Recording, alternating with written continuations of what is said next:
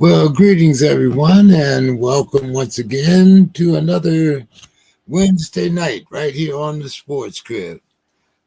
Wow, I see we have some new visitors, I should say. I don't know, should we issue them a guest pass? Let me get some of these guys up here. I see Dave is in the queue. Dave, how are you doing today? I'm doing okay. I got my here. How's that? There you go. All right. I was hiding. Oh, all right. I see Don is here. Don, how are you doing this evening? I'm doing great, James. How y'all doing? Oh, we're doing good here. And Reggie is back visiting us. What's going on, fellas? Always happy to be here. Happy to see the game. Be with you guys here on a fine Wednesday afternoon. Reggie. Mm-hmm. Yes, sir. Now, good to be here. Reggie, I don't know if this other guy is here to gloat, because, he repeated it as the fantasy champ, or, whether it's because Mr. Scott probably won't show up tonight. I'm not sure what the occasion is, but I guess we should welcome him in with open arms and maybe even applause. Don't tell us, Demetrius. We have very intriguing timing here, Demetrius. Very intriguing timing for you here. You just so happen to have got another fantasy championship, and we happen to see you here. The very next show. I could give you guys some line about life and things being. No, I was waiting for this. No, I'm just kidding. No, life was lifing, but I'm back now. New year, I got some stuff wrapped up. My Wednesdays are freed up again, and I had to get back with the guys. Oh, yeah. Good to see everybody. The band is back together again, guys. Yes, sir. Back together. How you doing, Dave? I'm doing okay. Good to see you. Good to see you guys. Let's kind of get this show on the road here. But I guess as we have already said, Demetrius is our first repeating champion for the Sportz Krib League. So 2 years in a row, it's crazy. Kind of like the Lions in the North, I got to stay on track with my guys. Reggie, he's gonna be like the Kansas City Chiefs. We can't let him three-peat. He'll show up for that third show. We'll see him again this time next year. For that. I'm gonna resign on top. I'm gonna bow out on top. I ain't coming back next year. I'm gonna put those shirts on the wall behind me, and that's behind you back there. Just keep them up, man. Yeah, that's what I would do. Absolutely. So guys, good to see Reggie. Good to see Demetrius. Glad to have you guys back. Demetrius, congratulations on coming out there in first place. I will say I wasn't surprised that the Rams beating Minnesota.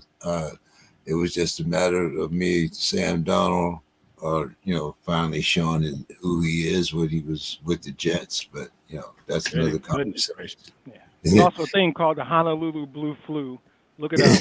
Look up how a team is played after they lost to the Lions. The Honolulu Blue Flu. Is that something that you just made up just now? No.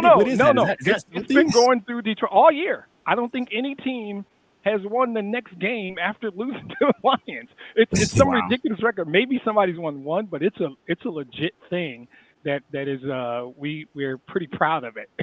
How did Honolulu get in there though? Is Honolulu part of the? No, that's the legit. That's the legal color. Honolulu. Yes. Honolulu blue is the actual color. Yeah. Yes. Honolulu blue and silver is the team colors, official team colors. Get out of here. I didn't even know that existed till today, just now. I just knew that Honolulu was a color just now, so I just found that out. I think it's copyrighted, isn't it? Oh, absolutely. Yeah, absolutely. Absolutely. Of course it is. Ford family owns that. So, Dave, do we have a Sue's Corner tonight? We do. All right. Okay, so Sue's Corner, she writes, a lot has been made of Eagles back A.J. Brown reading a book on the sidelines during the game the other day. I think we all have way too much time to think if we were actually critiquing this and trying to interpret any hidden meaning behind it, as if we're solving the riddle of the pyramids.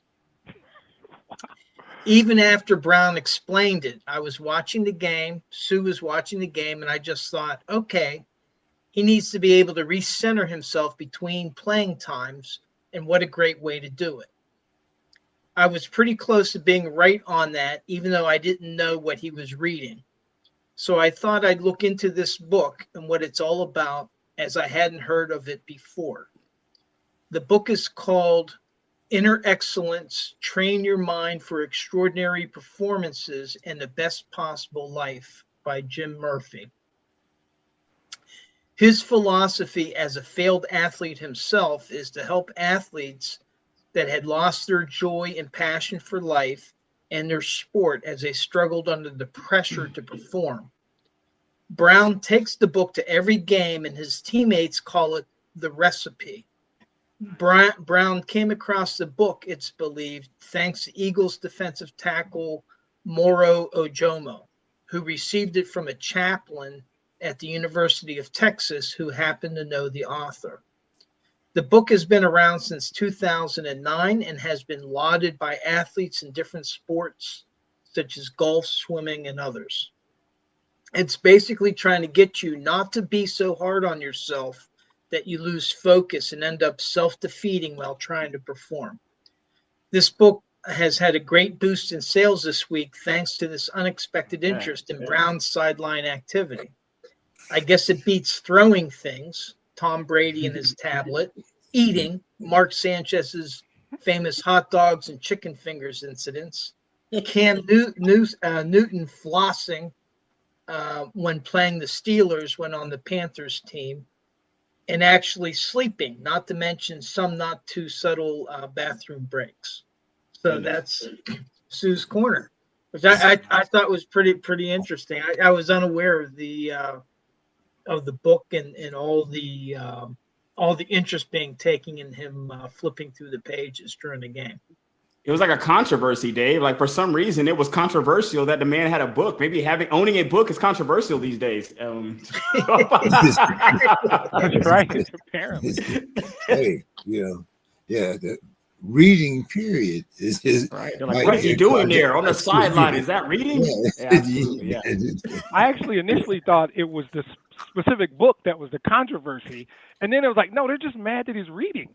They're mad that he had the book. Right. It's like he's not paying attention to the game, but I mean, he's trying. When I'm staring at the game on the sidelines, guys, looking focused. right at the game 100% of the time. Right. Okay. Yeah, but and I think the Eagles were pretty substantially ahead. The game was in hand. He was it's like they had things taken care of. Yeah, he wasn't going back in the game after, so I mean, but anyway. Yeah, read your book, AJ. Read the book, man. Hey, read the book. You would think, it would be a good example to the kids or something, no. For sure, right? Absolutely. Like none of that, it was all, but anyway, let's talk a little college football here. And to kind of get us up to speed, we talked about this a little earlier when we were talking about the portal. How different coaches wanted to change the portal, of course, because you had guys backing out in the little bowl games, so forth and so on. But we now have the bowl coaches that support a single, shorter transfer portal window. Don, I'm going to start with you because Texas gains a few guys through the portal, and they were very instrumental in your championship run. Yeah, Texas Sark does a great job of addressing the needs of the team. He needed some wide receivers to replace Worthy last year, and so we haven't got Golden and Bond, and so and this year he's gonna have to replace the defensive lineman, so he's already done that. But I think the portal window probably needs to be open for like a week, not more, not less. Because remember, during the playoffs, this is the time of year that the kids start going back to college, and so you need that adjustment. If you're going, let's say, from Louisville to North Carolina or something like that. I mean, you have to move in, register for classes. Well, I'm assuming kids still go to classes these days, because you got to read a book eventually, right on the sidelines. I think they need to trim that window to a week, and let's face it, by the last 2 games of the year, the kids already know if they're going to portal or not. They know. Yeah, for sure. They've been in negotiations with their street agents and other schools, and so it's no longer college is no longer amateur. It's minor league professional. So these guys, they know, and so when the season's over, they have that week. Get out, go, vamonos. We say South. I don't know about minor league professionals. Some of these guys make more money than the pros make. I mean, look at Caitlin Clark, for instance. I mean, so I don't know about minor league anymore. Don, it's become a major business. What do you think? Yeah. Dave? So just kind of build on that. Arch Manning made more money as a backup than Brock Purdy did as a rookie starter. So I think Will Levis too. There's several players that he made more money than for sure.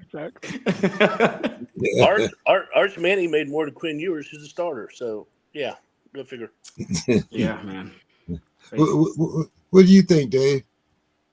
Yeah, well, Penn State lost a backup quarterback that played all during the season. They would bring him in on certain plays. He was a running quarterback, and he had to make a decision. Do I stay with the team during their playoff run, but then I lose an opportunity because other schools would be selecting quarterbacks, and then he would lose his opportunity.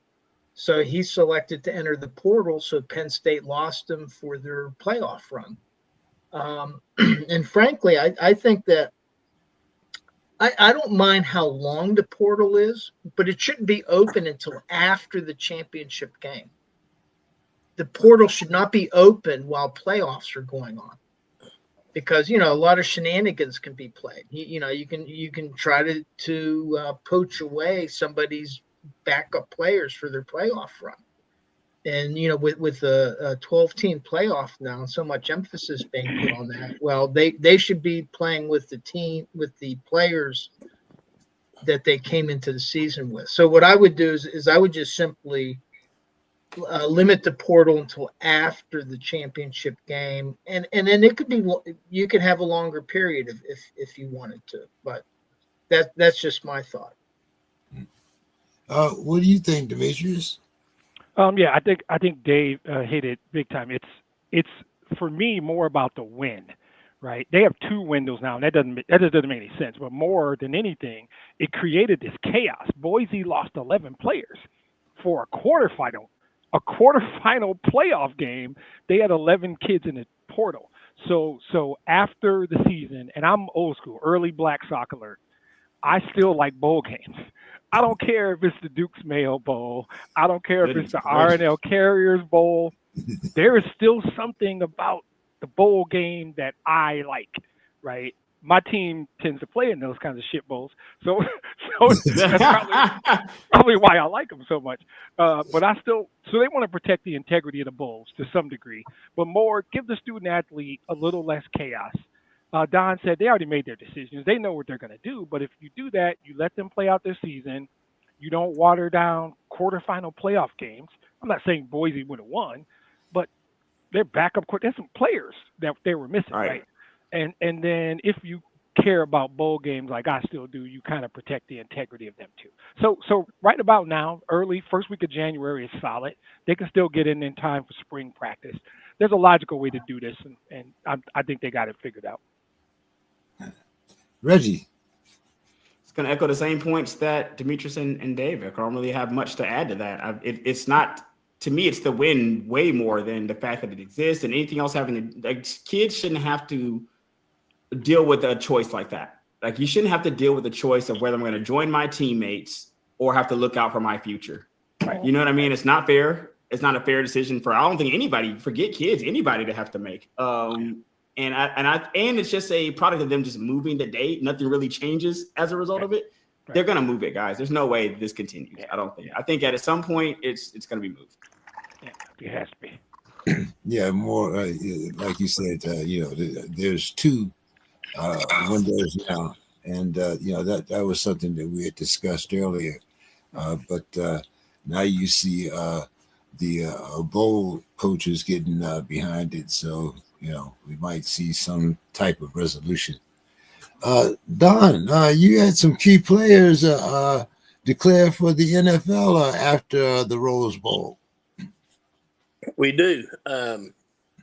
So Kelvin Banks, our left tackle, All-American, Lombardi, Outland Trophy winner, he's gone. The guy who backed him up when he was hurt, Trevor Gooseby, he's doing great. So we're losing people, but we're replacing them with good people, if that makes sense. Sark is kind of using that Alabama model that Nick Saban had when he was coaching under him. I know it's kind of passe, but it's not rebuild, it's reload. Ewers is going off to NFL, but I think quarterback is going to be an upgrade because who is going to be playing. Yeah. What the running back, Jaden Blue, he declared, but that's okay. Cedric Baxter's coming back. Trey Weiser's coming back. Got some highly recruited freshmen coming in. So right now, yeah. So the guys that are leaving are going to be replaced. And like I said, there'll be some upgrades. Not left tackle, but a quarterback. Well, I think that's an upgrade. Yeah. Nobody. So you said Blue. Blue is going to the draft. So Blue declared for the draft? Yes, Blue did. Oh, that's interesting. It'd be interesting to see where he gets drafted. That's interesting. He was the second team guy. I mean, he got passed up by Trey Razor. But the thing about Blue is he can catch the ball at backfield, and that's a skill that NFL likes. He did have some fumble issues earlier in the season, and he got benched by Sark. Man. But the last 3 or 4 games, he came back and played his ass off, and he's got great speed. So I think Blue would benefit from having another year in college. Me too, personally. But that's his choice, and he can live with that or die with it, I guess. We'll see. Yeah. Dave, Penn State, they lost an edge rusher, but they brought back their quarterback and both their running backs. What are you looking forward to for Penn State this year? Yeah, well, first, I think that they met expectations. For them to get to the semifinal, I think was about where they belonged. But losing their defender Allen, that's going to be tough. But they also lost 2 other captains on the defensive side. They had a linebacker and a safety, Kobe King and KJ Winston that are going to the draft. So they lost them. But they have a lot of talent on defense, so they may be able to reload. Now, on offense, it's true that they're getting their running backs back. Singleton's a big factor. They're getting the quarterback back, Alar, but he really he hurt himself in the limelight. He Wow. threw a really bad pass that basically lost that game for them. And so I'm hoping that he comes back. But they're losing their top 2 wide receivers. And how do you replace Tyler Warren, who's out of eligibility? And that was their offense, was Tyler Warren, other than the running game. So I wish Bill was on here because they did get Kyron Hudson from USC as a wide receiver. So they're losing a couple receivers that are in the portal. but they're also getting a wide receiver from USC, and Bill could probably tell us all about the guy. And they have 3 recruits. So for Penn State, they're basically going to have to rebuild that offense. The defense, even though they lost some key pieces, they had other talent there to compensate. The difficulty, I think, with the offense is losing Tyler Warren. That was a huge part of their offense. And who's Aller going to have the target among that receiving corps, since they're losing the 2 top receivers that they had, and they weren't a highly ranked wide receiver room to begin with. So we'll see. I think, though, I trusted James Franklin is going to reload. They are losing their defensive coordinator, I think, to Clemson.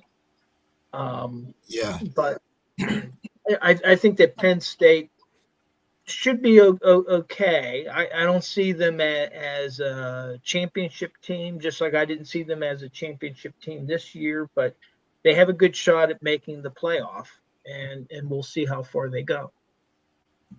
Okay. Demetrius, we haven't talked to you in quite a while. What do you think about the Big 20 or 18 or whatever it is now? The best conference in America, you mean? Oh man, good. Well, I might not have heard you. I'm sorry. Go ahead. Say.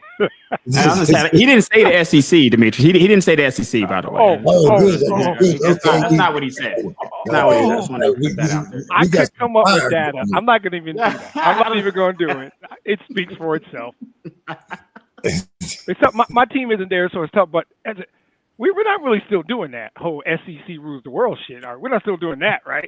I don't think it was we who was doing it. I think it was the universe that was doing it. I'm just participating. I'm just saying. I'm just calling it like I see it. Yeah, you're just lucky. I hate that team y'all done lost to 2 years in a row, or I'd be giving you serious smoke right now. But I can't stand them. So no, I mean, I don't think the Big Ten has anything to prove anymore. I think the data speaks for itself.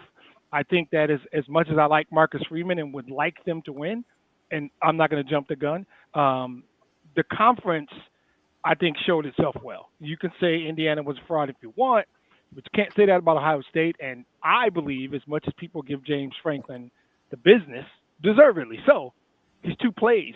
He's 2 plays away from playing Monday night. 2 plays, not even him. His quarterback made, like, page 101 of quarterback, you don't throw late over, just the basic stuff.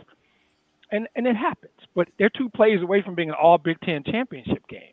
I don't even know if Reggie would speak to me in that case, but I would hope he'd still be all right. Listen, I'll let you guys have it now, but don't worry. We'll let you guys visit. No, we're not tyrants. Is this a visit? We're not tyrants down here, guys. Absolutely. You remember what's their names won it last year, right? Absolutely. You remember what's their names won it last year, and now okay, all right. I think we're just used to being around. We're just used to always being in the room. You know, it's just we weren't even invited into the room this year, and it felt kind of cold out here. I see what it feels like for these other conferences. They sent SEC officials. I don't like it, man. They got SEC officials doing the game Monday, so y'all can still y'all. And it's been held here in my state, man. I could go down there and go down to the dome if I wanted to. Go down to I'll still take that, guys. It's still in Atlanta, so I'll take it. I think it's gonna be interesting. We talked about this like a year ago when I was a regular. Right? We talked about this, and I never throw shade at the SEC. I ain't foolish, but I don't think the Big Ten needs to equate for anything. They're here. No, I agree. We're here. It's real. A solid conference for sure. Yeah. Well, I think we might see more of this. We've talked before about the impact of the transfer portals and how it's spreading the talent around. Absolutely. So we may see other teams getting into the final, which I think is great. I think we will, Dave. I think we will. When you look at the teams now, right? None of the teams that are in the championship now were in the top 4. Right. These weren't the top 4 teams that are in right now. So I think we're going to see a lot more parity, guys. This state being used to the SEC being on top now, that's just. I could talk about it for this show, but if we're going to what I really believe, I believe that it's a sea change. I believe it's over. I believe that college football has changed forever with the portal and NIL, man. Yep. And to me, it's a positive change. I agree. More parity, positive for sure. It's great for the students. It's great. We shouldn't call them student athletes. Can we stop it with that? Can we call them businessmen? Athletes. It's great for They're the young athletes, businessmen, right? Right. It's great for those young money makers. Don, I see you're kind of quiet over there. Yeah, so I was just thinking. I think every conference champion that got the bye got knocked out. Yep. Everyone. Wow. Goodness. Yeah. Rust Yeah. versus rest. I don't know, man. Yeah, I know. mean, I've wondered about that, Reg. Especially Russ with versus Oregon. Rest. I don't know if you watched the Oregon game. Like a different team out there, man. They didn't like that same team. They did not. And when they started, figuring it out, it was way too late. You're down 4 touchdowns. So Right. So let's talk about the championship. I want to go around the horn here and we'll get everybody's opinion on this. We have Notre Dame right now. I used DraftKings Sportsbook instead of ESPN. But as of this morning, Notre Dame is at 8.5-point dogs, Ohio State. And the over-under is... No respect for the Irish. None. I'm telling you.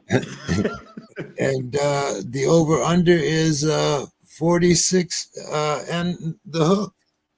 So, Dave, you keep track of this stuff, so I'm going to start with you. Yeah.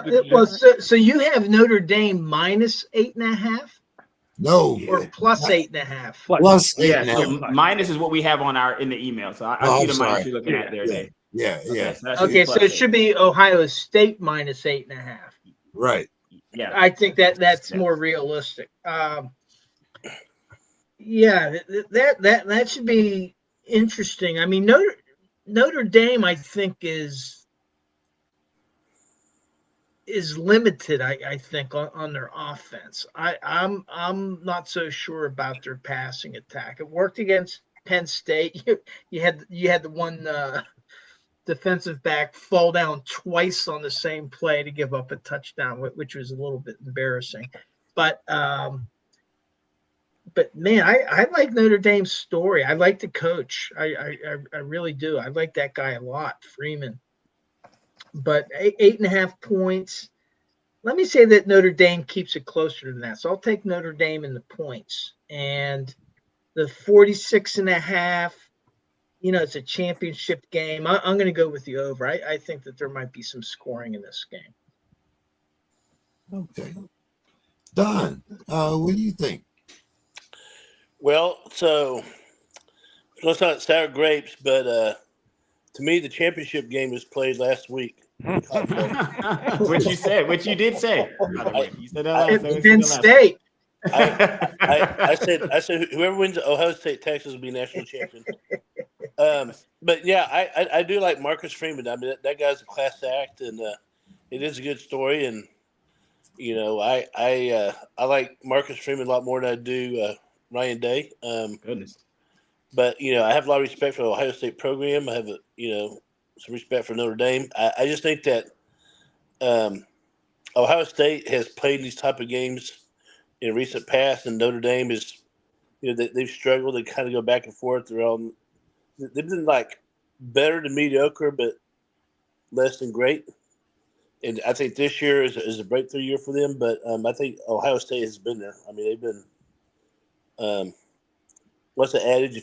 For under the rim, you can grab enough rebounds, you'll eventually put one in. And so I think that's where Ohio State is right now. I'm gonna go Ohio. I think Ohio State will take it. About 10 points, probably. Okay. And what about the over/under? Well, what was the over/under?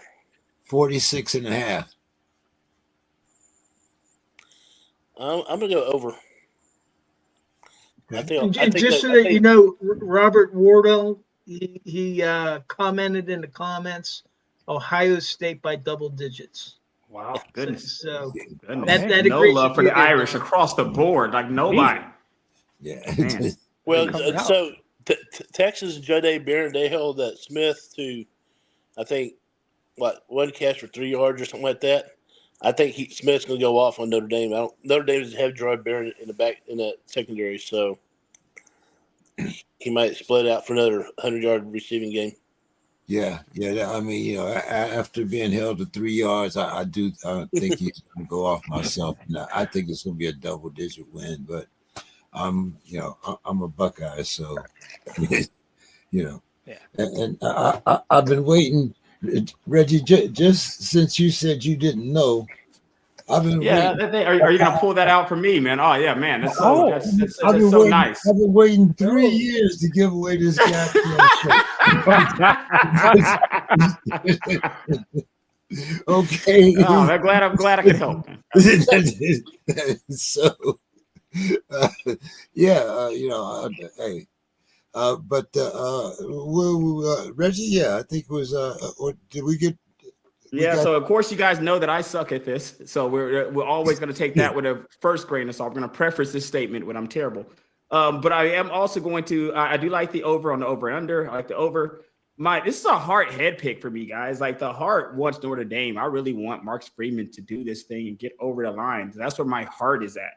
My head says Ohio State's been playing lights out for the last month or so. Have you guys seen how they've been playing for at least the last second half of the season here? They've been playing very, very good. And it's just hard for me to imagine that Notre Dame would be able to beat Ohio State here. I just feel like Don said, like a lot of respect for the program. And it's hard to imagine Ohio State losing this game. So I would take Ohio State to win. I will take the Notre Dame to cover, though. And that's just maybe me putting some hopium in there for Freeman, hoping that, little hopium for Freeman in there, man. Hoping that you at least keep it close. You don't embarrass yourself. Well, I really like the way Notre Dame came out, their halftime adjustments, the way they came out in the second half against Penn State. That was impressive. Yeah, Ohio State's been playing lights out since they lost to Yeah. Since don't say that name. Don't say that look name. like a team possessed, man. Playing like a team possessed here lately. So I don't know, man. They're hard out, man. After losing 3 years to that other school, if he doesn't bring home the national championship, there'll be, he'll be burning. They wanted him out of there then, right? They wanted to fire. They wanted him out of there as soon as they lost. They wanted him out of there. So go ahead, Demetrius. I can't stand Ryan Day. I hate his guts. I am like Reggie, head versus heart. I'm gonna pick with my heart though. I'm gonna pick with my heart. I'm gonna agree with Dave and take the points. First of all, I want them to win outright. I want them to win outright, but I'm taking the points for this exercise for sure and taking Notre Dame minus 8.5. I am going to say they're gonna go over. I just think Notre Dame's gonna find a way to score as well, but I really want them to win outright because I can't stand Ryan Day. So we all took overs. Everybody's over. Everybody's over, and I think we took the points except Don. And of course the Buckeye over there. Don and James took Ohio State, and then Reggie, you, and me took the points. Correct. Yeah. Okay. Root for my boy Mark Freeman. Keep it close, Marks. Keep it close. Okay, guys. This other, I know it's not funny, but I was thinking as soon as I read this, I had to think about OJ. But anyway, that's another. Goodness gracious. That's a whole other show right there, man. Goodness. But we're talking about should a murderer make the Hall of Fame? And the particular guy that we're talking about, Reggie, I believe this might even probably before you even born. He is, because he had to be looked up earlier by a friend of mine who did look him up. So now I'm aware of who this guy is. Absolutely. I actually remember it. I was like 10 or 11. I remember hearing about this. Yeah. Who was it? I don't even know. I'm in the dark. Who was it? 1980. He was a left tackle. Jim Tyre. Yeah. 1980. He was a left tackle. Left tackle for the Chiefs. And he murdered his wife and committed suicide. I think the kids were downstairs or something like that. Kids were down. Yikes. Yep. But hey, real quick, I don't mean to. How old was he? what was he, 30 something? He was still playing with the he he was still playing age. Yeah. Yeah, So here's yeah. the tricky thing, though. I'm going to hijack it. Sorry. Is in retrospect, there's a whole bunch of evidence that suggests this was CTE before CTE was a thing, right? Yeah. And that's why this is coming up. And this one ain't easy for me. I'll do mine short and quick, guys. I don't know. I don't know. Is his playing career worthy of it? Yep. Yep. Do you have to factor in this situation? Sure. But with what we know now, you probably got to factor that in too. I don't know. I think there's 45 people or 50 people who get to vote on this thing. I don't know. I don't know how it's going to go. I can't say I have this hard, convicted answer for this one because it's really layered. Because as a league, you do? Okay, go ahead. I'm good. No is my answer. No, absolutely not. Let's just. I mean, come on. This is very straightforward to me. You have a Hall of Fame. Do you want to let murderers, rapists, anybody else into your Hall of Fame? Because that's. But let me think. Let me finish. You want to put anybody in the Hall of Fame just because their playing career is worth it, is what I'm saying. Like, can you look at somebody's playing career and say that no matter what their playing career is, it offsets whatever that thing was that happened. Now, what OJ, I want to say, was already in there. Was OJ already in when the thing happened? He was already in there. Yeah, right. So I felt like, guys, this might be a situation for him. Like, Lord forbid it had happened after, like, let's say that it was opposite and this happened and he was not in the Hall of Fame already. I don't think he would be in the Hall of Fame now. Even though his playing career definitely says that's the only reason that we're even discussing it. So I don't even think talking about the playing career matters because we wouldn't even be discussing it if the playing career didn't warrant it. I'm talking about one other point. If CTE is a contributing factor to this, he got CTE while playing football. We can agree on that. That we don't have to consider that at all. And I said up front, I don't know. At least I wouldn't consider it. I mean, it's pretty straightforward for me. I don't. That's a really good point. I mean, because he never made it in the finals. Right. And he's the only 6-time first team All-Pro eligible. There's a couple current 6-time All-Pros that like Kelsey that will be in the Hall of Fame. But he's the only eligible player who's a 6-time first team All-Pro that never made it to the Hall of Fame. And the reason he was never even a finalist was because of the circumstances. And this is before they ever knew anything about CTE. The problem is there's no way of knowing. Right. Correct. That's the problem. We don't know. The only thing that we know from the stories, that we've read about him is that, he retired in 1974. He had a number of failed businesses. I think he and his wife were finally selling AMCAP at the very end. Yeah. And they were seeking help for him. Yeah. And they, he was having some problems, some mood changes, and his wife was very concerned about that. And I think that his doctor that was treating him is still alive. I think he's speculating that he may have had CTE, but there's no way of knowing. You don't know without an autopsy. And he's not the only person with it, guys. That's another thing too. I'm a big proponent of self accountability. Like me, this is just me across my life. Like I cannot stand it when people say, well, it was because of this or it's because of that. When it could be. I'm not saying that it's not a contributing factor. Absolutely. I'm not going to poo-poo that because CTE is real. I'm not going to poo-poo it. But at the same time, you're not the only one with it. And you're not the only one who's dealt with these circumstances. And this is not a reaction that people resort to. So I'm not going to. It's very easy for me. Absolutely not.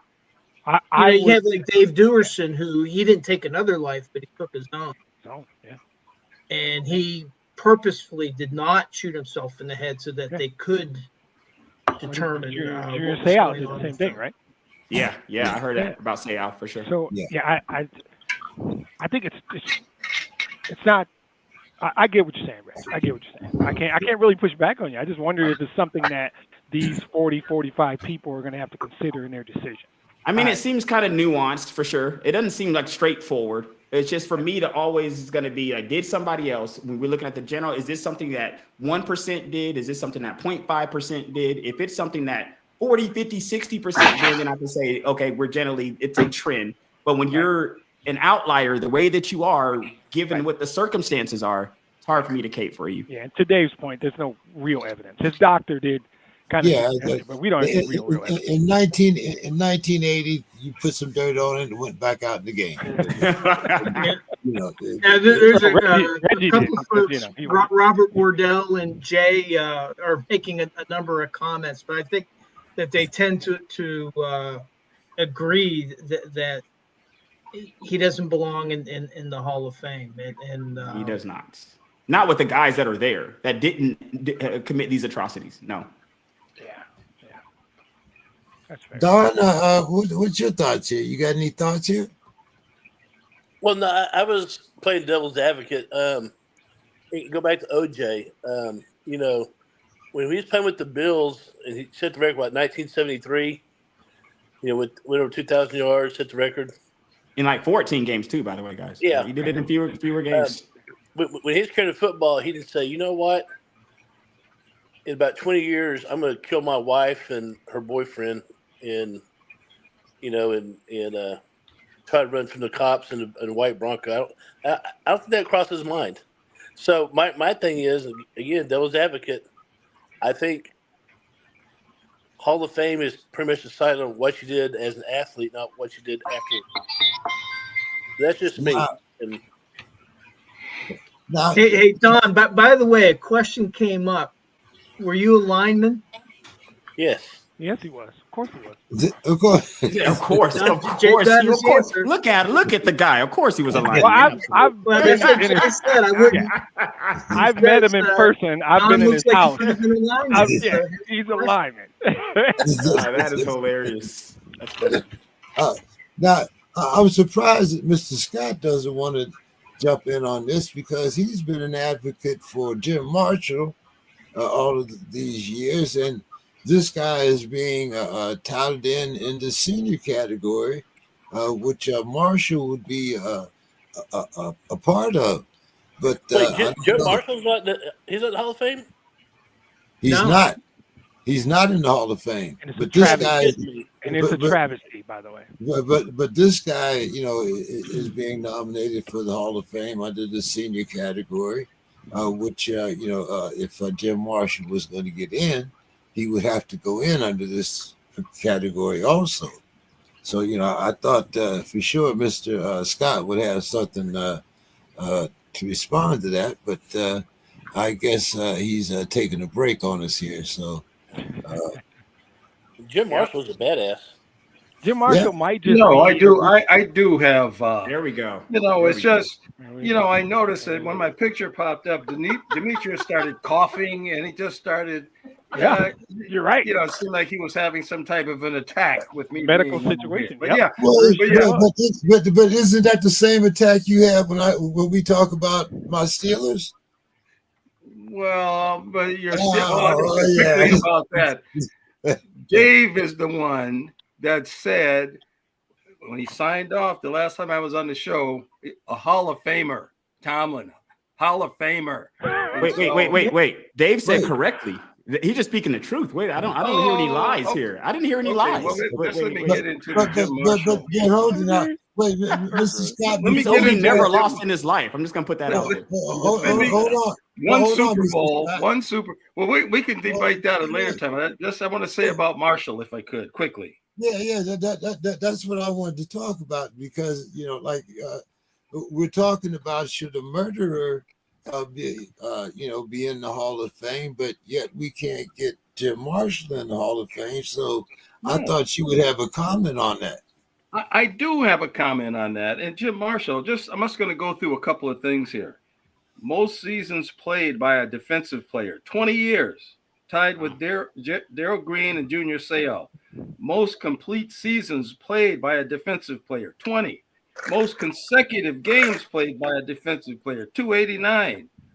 Most consecutive regular season games played by a defensive player, 282. Most consecutive games started by a defensive player, 277. Most consecutive regular season starts played by a defensive player, 270. Most opponent fumbles recovered, 29. Most fumble recoveries by a defensive end, 30. Most yardage lost on a fumble recording, 60. I mean, I don't know what more the man LC could do. Greenwood, he was never a first-time All-Pro. He was never a first-team All-Pro, unlike LC Greenwood. And LC Greenwood has 3 times the number of Pro Bowl appearances.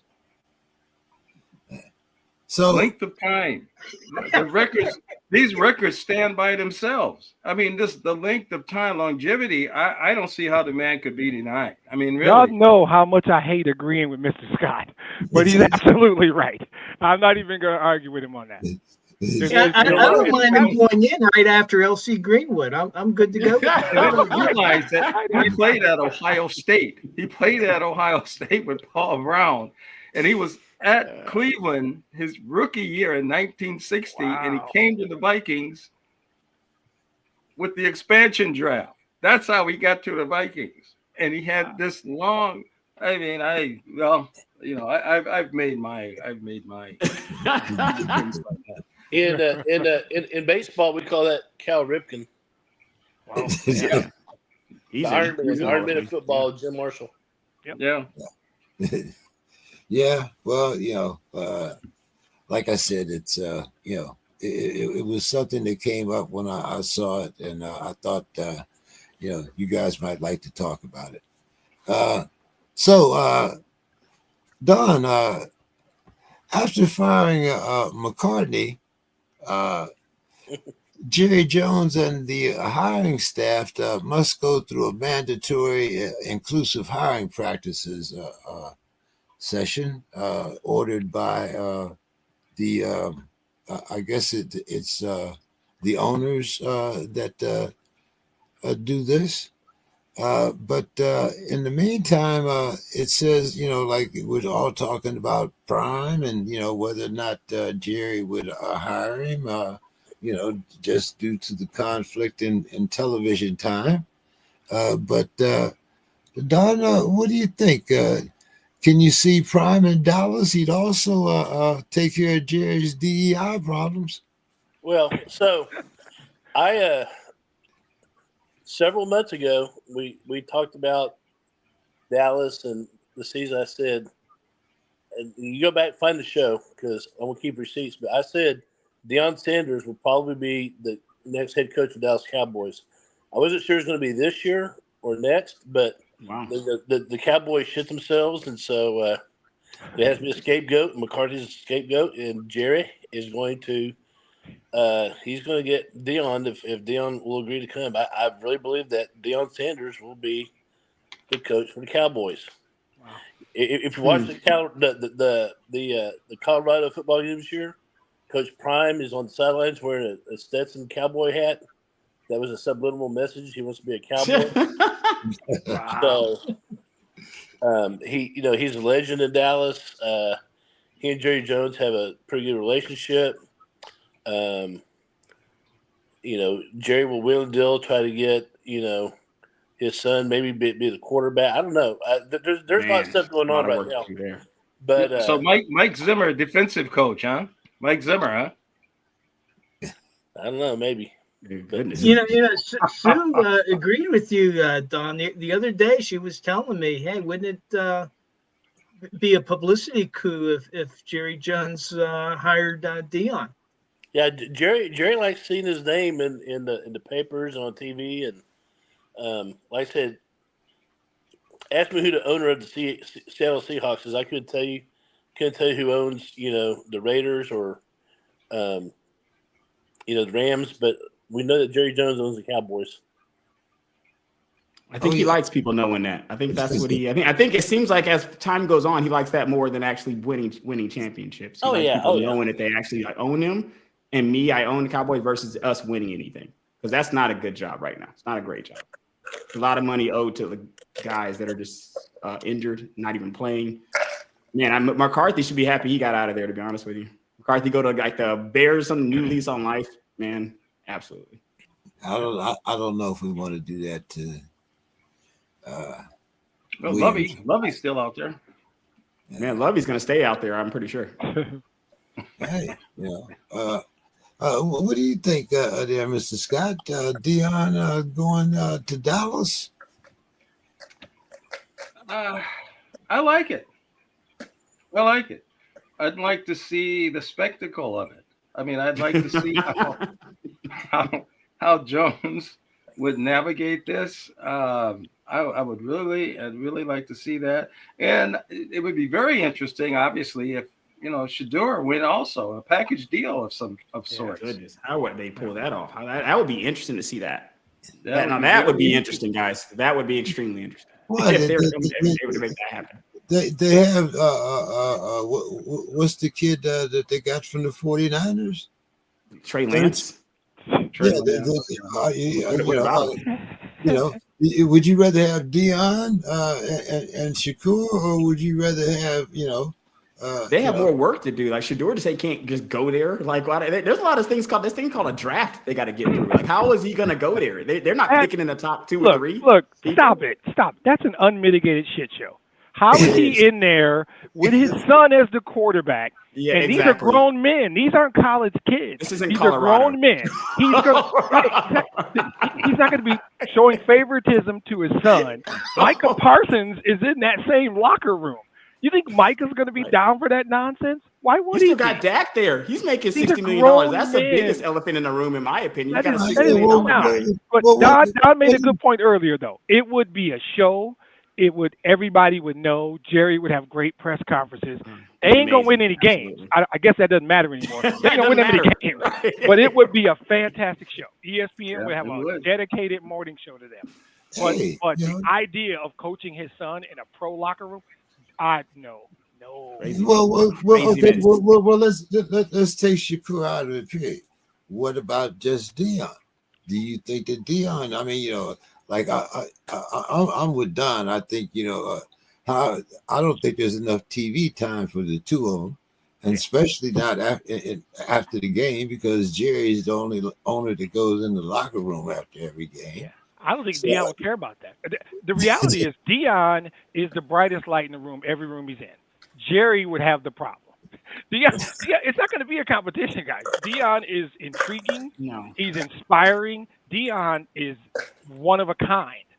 So if he were to coach, Jerry, they'd be like, hey, Jerry, we'll be back. Dion's talking now. Jerry doesn't want that smoke. I'm sorry. Dion's a different kind of cat. Yeah, but could Dak play under Dion? That I was going to ask. What do you guys think about that? Why couldn't he play under him? What would be the problem with Dak playing under Dion? If they're not winning? I mean, that would be a problem for Dion if they're not winning. They're not winning. Dak's $60 they're not going to be winning man. in any way, right? They don't have enough pieces to win now. How are they going to win? So if Dion takes that job, you can't turn that team around like you did with Colorado. You can't bring in your own guys and just turn the team around. Like, you got to deal with the restrictions that you have there, unfortunately, and they suck. They're not good.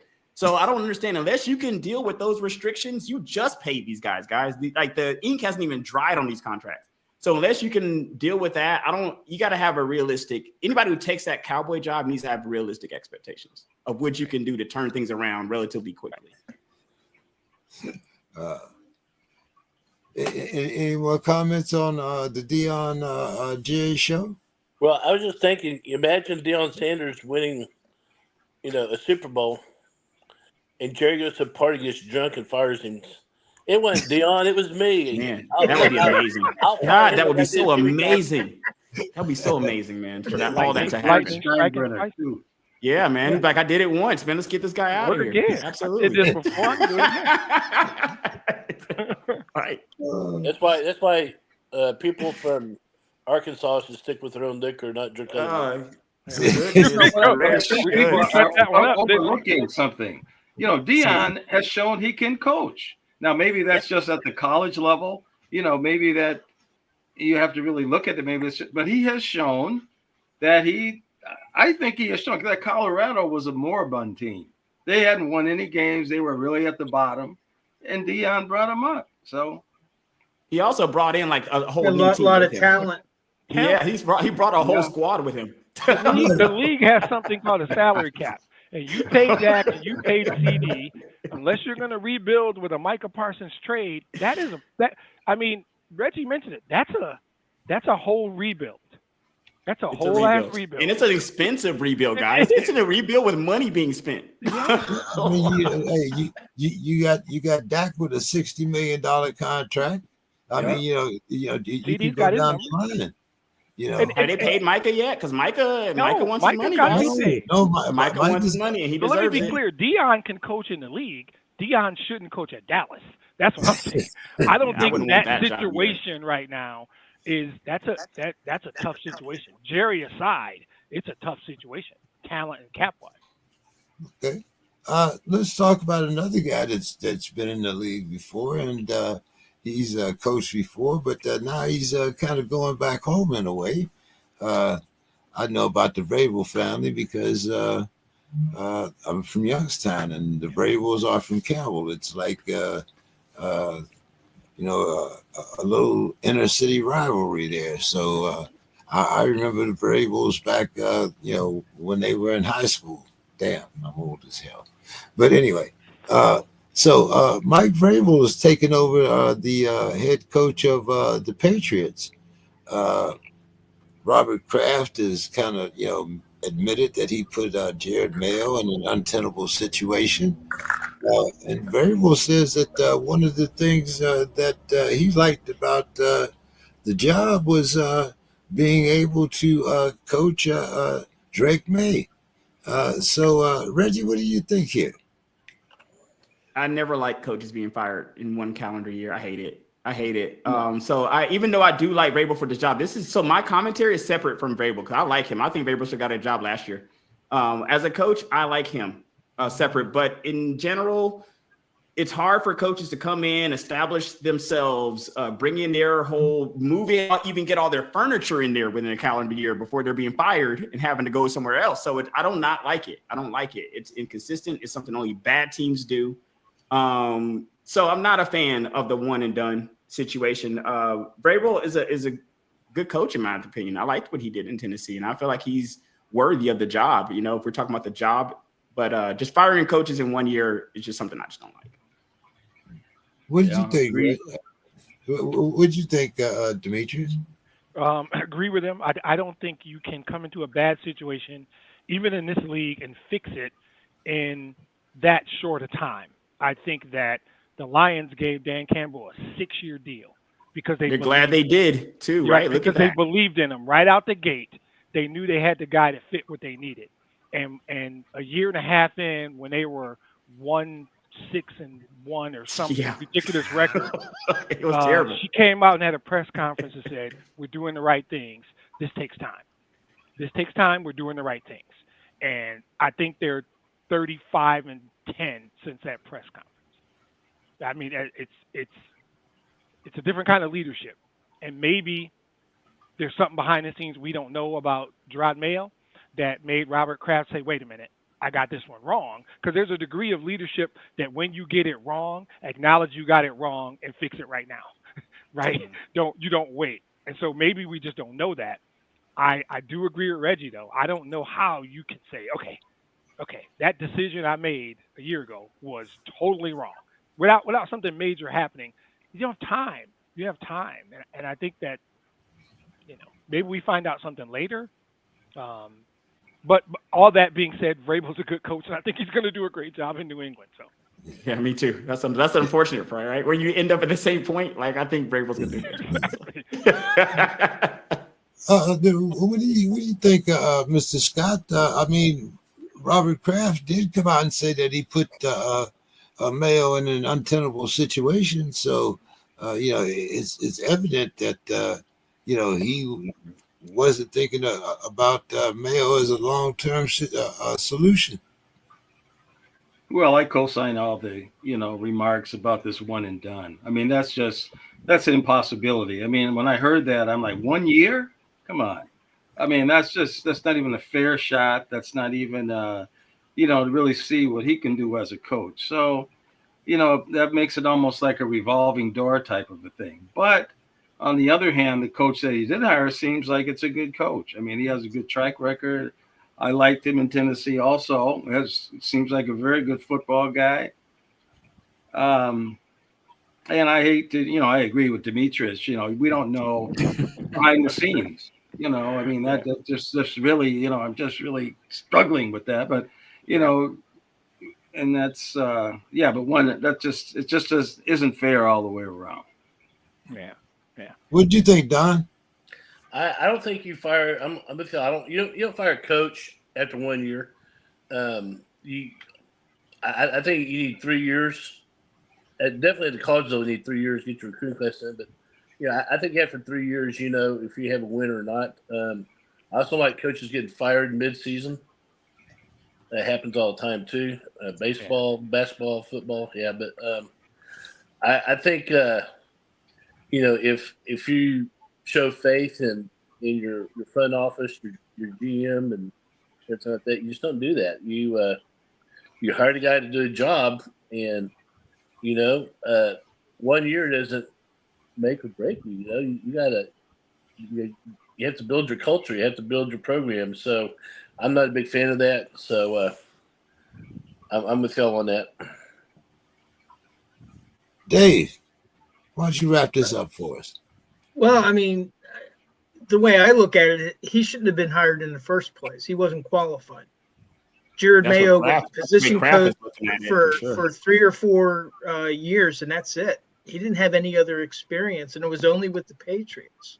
Yep. And so you talk about Dan Campbell. Well, here's a guy that was a position coach, an interim head coach, then an assistant head coach before he became the head coach of the Lions. You look at Mike Vrabel. He's been a head coach for 6 years. He was a defensive coordinator before that and coached in the college ranks for 3 years. And so I think that Mayo was handpicked by Kraft. He was a New England product, and he handpicked them. And I think he realized he made a mistake and he had to rip the Band-Aid off. And you're better to do it sooner rather than later. I had said from the very get-go that I was afraid that they were doing Jared Mayo a disservice by promoting him before he gained the right experience to be a coordinator and to get other experience as a coach, because a lot of his coaching was under Belichick, and that's unique. So to me, and I agree that there's probably more behind the scenes story. I don't know what the locker room was like or anything like that, but they had to make a change. And I hope that Jared Mayo is given an opportunity. Somebody hires him, he gains some more experience, and then maybe gets another shot at being a head coach somewhere down the line. All right. Okay. Mr. Scott, what's next for the Vikings and Sam Darnold? After his last 2 performances, a great, regular season performance, but he seemed lacking in his last 2 games. What's the deal? Are you guys going to, a couple of weeks ago, he was the best thing since sliced bread. You guys are ready to give him the key to the city. I don't know. Is that still true or what? Are you done now? Yes, sir. Oh man, goodness gracious! Well, what we saw, what we saw was the incredible shrinking man. Man, no love, goodness. I mean, that's all I can say about it. I mean, here's a guy. It's very interesting. Was the 3rd pick in the draft, blew out at a couple of other places. I mean, you don't get this far if you don't have talent. And during the beginning of the year, he showed a lot of talent. I mean, his statistics, he was getting rid of the ball, everything was good. But when the bright lights came on, he became nervous as a country hole in church. And everybody knew it. Oh, wow. The choir, everybody could see it. And it was so bad, really, that the coach really couldn't even react to it because he knew that would make it worse. Yeah. He knew that would make the guy even more rattled. Now, the Detroit game, now that was interesting because I think the coach made some mistakes in that game. I mean, going for it on 4th down. I don't know what he's thinking. He's going to match Campbell doing that. He could have took points. He could have stayed in that game for that first half, and it could have been a different game. So, but I think we've seen that Sam has topped out. I mean, I think we've seen the best that he can give you. Do you want to invest long-term in Sam? I don't think so. You know, and then they don't know what they have with the rookie from Michigan. And they did sign, what was the guy's name from New York? Daniel Jones. Yeah. They would, you know, and so I thought they would put him in actually at halftime because he was active. He was active because this last game seemed over at halftime. And I don't think the Rams are going to go anywhere though. I mean, I think they had a nice at home and moving around with all the stuff going in California. But what the Vikings do is it's just going to be interesting. I don't think they're going to keep Darnold though. I don't think that's in the cards. You know, he's only 27. I mean, he's been around for a while, but he's only 27. He's going to get a 3-year from somebody. I think he'll get a 3-year guaranteed 2-ish. I think he might have played his last play, probably played himself out of a year or two of a contract. These last couple games that he played probably would have had another length of time. Somebody's going to give that dude $100 million? Really? I think he can get a 3-year. I think he can get a 3-year, $100 million, maybe guaranteed 2. Because he can get 30 to 40. Like with his production, he got over 4,000 yards last year. 3 years, he's going to be 90 to 100 mil. Yeah. And I think for what that production is, look around at what some of these other guys are getting for that the money they're paying. Sam Darnold is freaking Peyton Manning compared to those guys, and at least he's giving you something. I mean, the guy that you guys just signed for Scotch Tape was making $40 million in New York. Yeah. You know what I mean? Himself, and you guys got him for nothing. So when you look at that, then Darnold looks like a deal to me. He looks like a bargain. Yeah, but they give these contracts.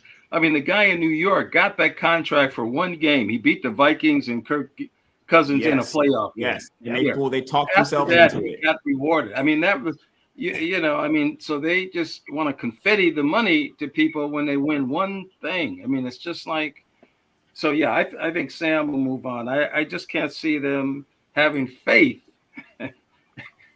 So are they going to sign? Because I had my Vikings friend. I talked to them about this earlier. Are they going to sign JJ McCarthy in hopes that he can be Sam Darnold? Like, are they going to sign JJ McCarthy in hopes that he gives them Sam Darnold production? McCarthy or cut Sam Darnold, run with JJ McCarthy in the hopes that JJ McCarthy gives them the production that they're let walk out the door. Well, that kind of remains to be seen because you have to see how healthy he's going to be because he got injured again in training, almost similar to Mr. Massage. The great Mr. Massage. I mean, I don't want to touch on that, but you see, the Browns will love to have Baker Mayfield. I'm just going to put that out there. Browns will love Baker Mayfield back. Let these guys just walk out of there. Let these guys just walk out of there. Reggie, the Falcons are used to giving away $100 million. You going to take Sam Darnold? I mean, Kurt. No, we're in a different situation. We gave away our 100 before we drafted our guy. Like we drafted our guy and didn't say we didn't need another guy anymore. But if we had drafted the guy first, Kurt would have got that 100. I tell you that. But what do they do with Kurt now? What do they do with him now? Go, man. Me personally, I would keep it all together because I believe that in today's NFL. You need at least 1.5 at the quarterback position. You need a person back there at that secondary position. Like you need somebody.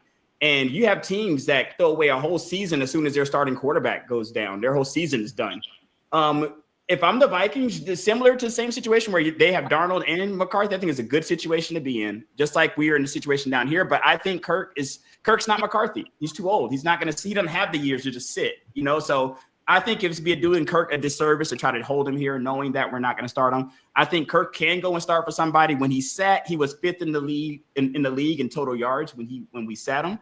It's just that he had too many turnovers. So we'll see. I think Kirk's going to get an opportunity somewhere.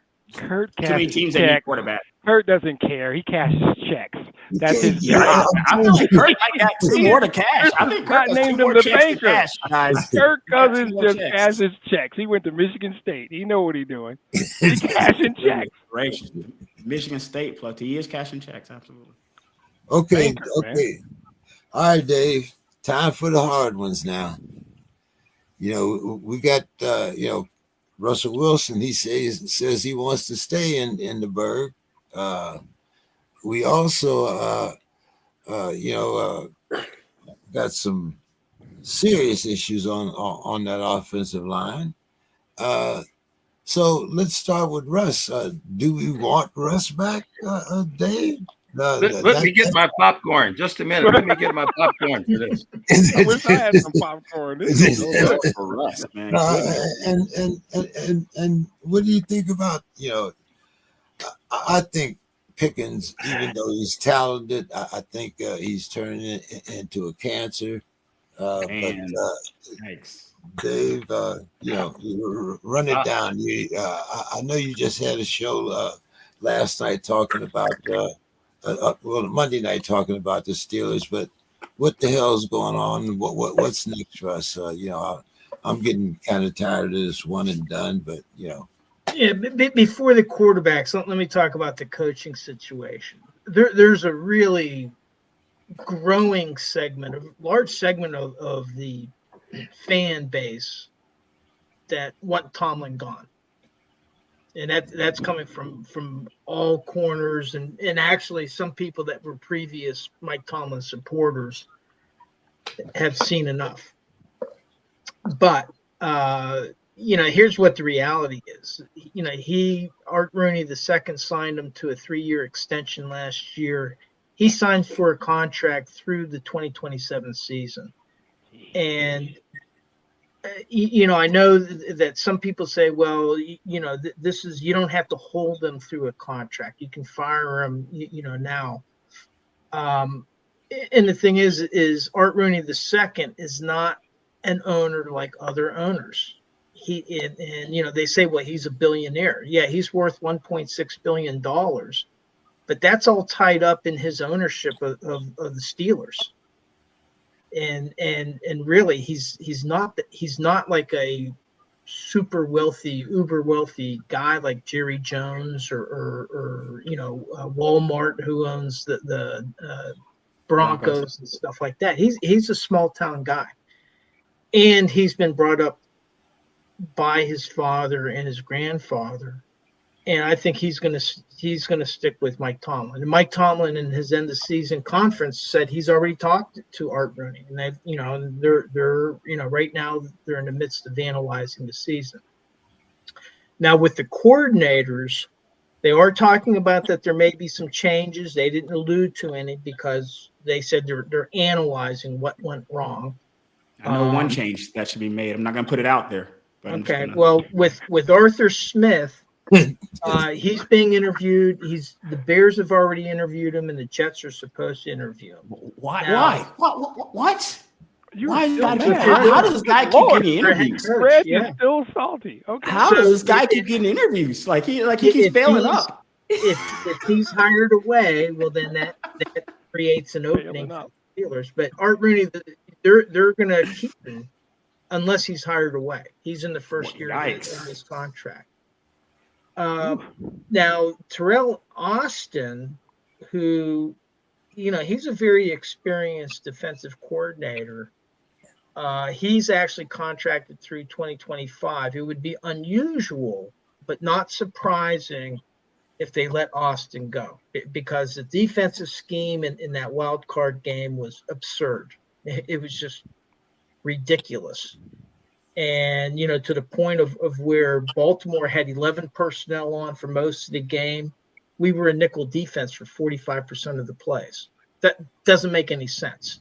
You had TJ Watt and Alex Highsmith as the edge rushers, bypassing the quarterback, going right for the running back. And then Lamar Jackson would just keep the ball and go around the edge because they didn't set the edge. And it looked like that was the scheme because they did it over and over again. And it was ineffectual because Derrick Henry gained 186 yards. So I would say that Terrell Austin may be on the he could be potentially fired which would be unusual since he is contracted through 2025. And Art Rooney II has, and his father before him, they have a history of honoring the contracts. If they say, hey, you got 3 years to do this, they're going to give them 3 years to prove their bones. So now with the quarterback position, I think that the issue is the draft. Pittsburgh was too successful to have a very high draft pick, and it's slim pickings in the draft after the first couple quarterbacks. And free agency is free pickings, is slim pickings. People talk about Aaron Rodgers, this or that. You got both Russell Wilson and Justin Fields. Both of them have indicated a desire to stay in Pittsburgh. And I think in the short term, that's what Pittsburgh's going to have to do, is to try to sign one or both of them. And there's the possibility they could end up signing both. I think more than likely it'll be one or the other.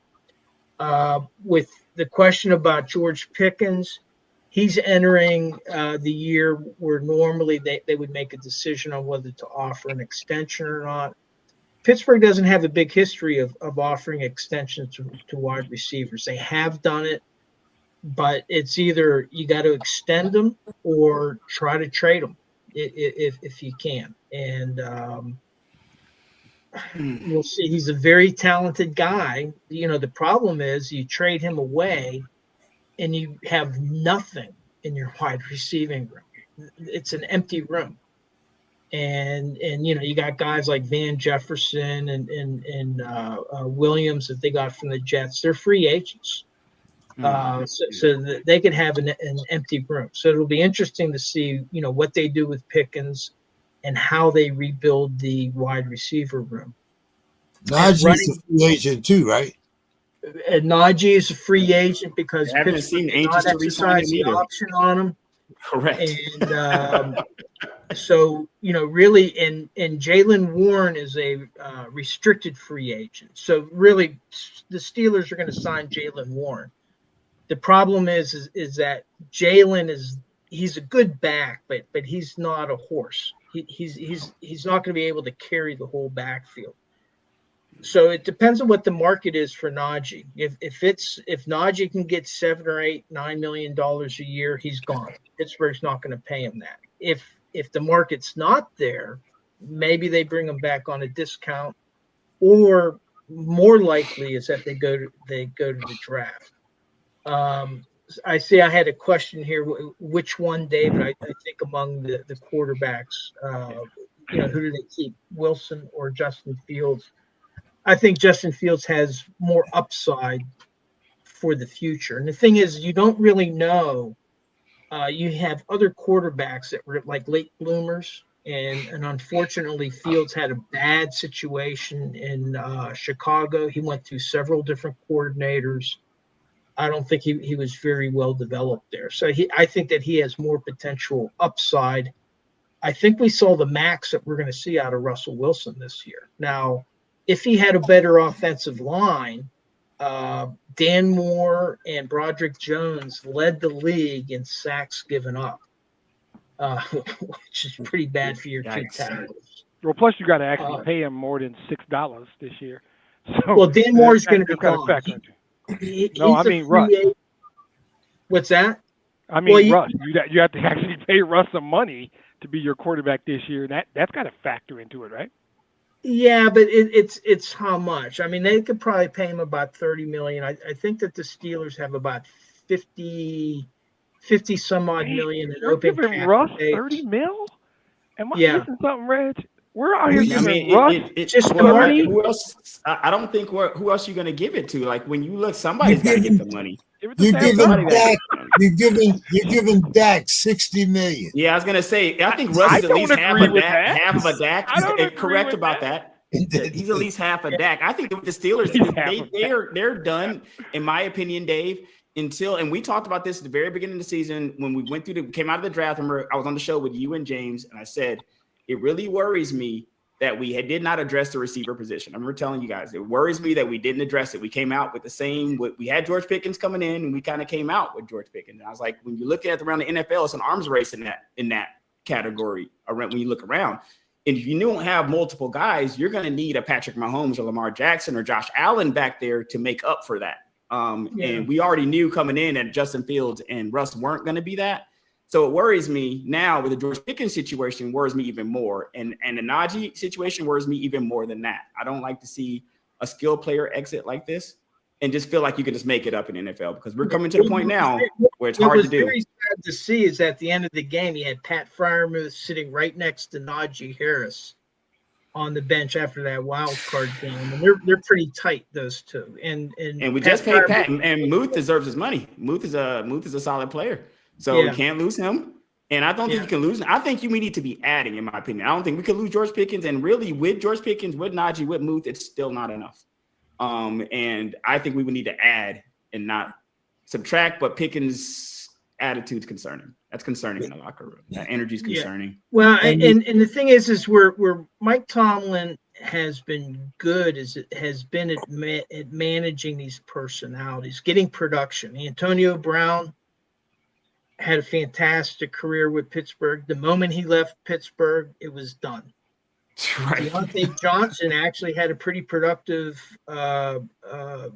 time with Pittsburgh. I was surprised when they cut him loose, and then he saw him. He was with the Panthers.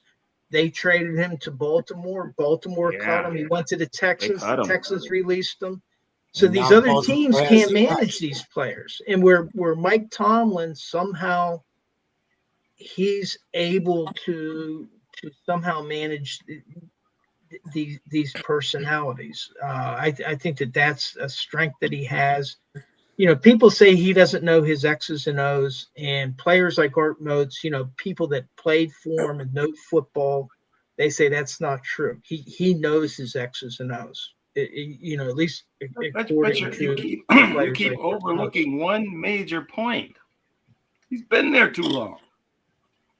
He's never lost. That's not a factor. I could be there 1,000 years if I never lost. If I never lost somewhere, why fire me? I've never lost. Pittsburgh had Chuck Noll for 23 years. Never lost. Pittsburgh had Chuck one Super Bowl for 23 years. They had Bill Cowher for 14 years. The only reason Bill Cowher didn't stay, Bill Cowher won one Super Bowl. And the thing is when Bill Cowher, he could have stayed in Pittsburgh. The reason he left is because his wife was dying of cancer. That's why he left Pittsburgh. It's pretty simple. Otherwise, they would have kept Cowher.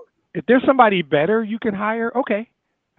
Oh, you by the don't way, fire guys, him just because you want to fire him, so that you can then go hire Arthur Smith. Sorry, Reg. Oh my God, give me a heart attack, man! I guess somebody I gotta go, man. I gotta get out. You've identified, then okay. If a dude's just winning and you're firing him just for the sake of firing him, I don't get it. I think as you fire him because you're just so tired of winning that some people, some cities, I think they need to get a taste of losing. Is what they need to do. Well, people brought up the example. I think it's Dan Campbell. You know, he was with one team. They went to the playoffs. Then they let him go. And then he went to another team. They went to the Super Bowl. Then they let him go. And then he went to another team and they're winning. And then they're giving that as an example of why you can get rid of Mike Tomlin. Yeah, and I'm like, why didn't the original team keep the guy? Big Ben was the only success. Correct. Right in the original team keeper. And that model of consistency is why I love the Steelers. It's not just about Tomlin. It's about Cowher and the other coaches that they've had. They've just been a model of consistency. And I think that's better for the NFL versus this revolving door or teams or fan bases that feel like winning is just not enough for them. We're just winning so much. We want to fire the guy. Let's just get him out of here. See if we can get down to 8 wins. That's what we want to do. I got to give a shout out to a dude in the comments named Jay. He's dropping nuggets all night. Oh, yeah. He just said another one, which is like winning is winning, but it ain't winning the Super Bowl, which is, I think, Mr. Scott. Well, we need to have 31 teams getting fired 31 coaches need to be getting fired every year. Let's get rid of all 31 of them because only one team wins. And if we go through the Patriots years, we're really in trouble, guys. If we go through the Patriots years of those teams, 18 years. That's not enough. 18 years. I'm a Lions fan. I'm just saying. There's a lot of teams. If we're talking about like winning Super Bowls, if that's the bar, Super Bowls is the bar. 31 teams need to be looking for coaches every year. Yeah. I think the key to it, though, with Tomlin is, do the players want to play for him? because you have very coaches true. where players quit on the coach, and at that point it's time you got to cut bait with The coach has to go.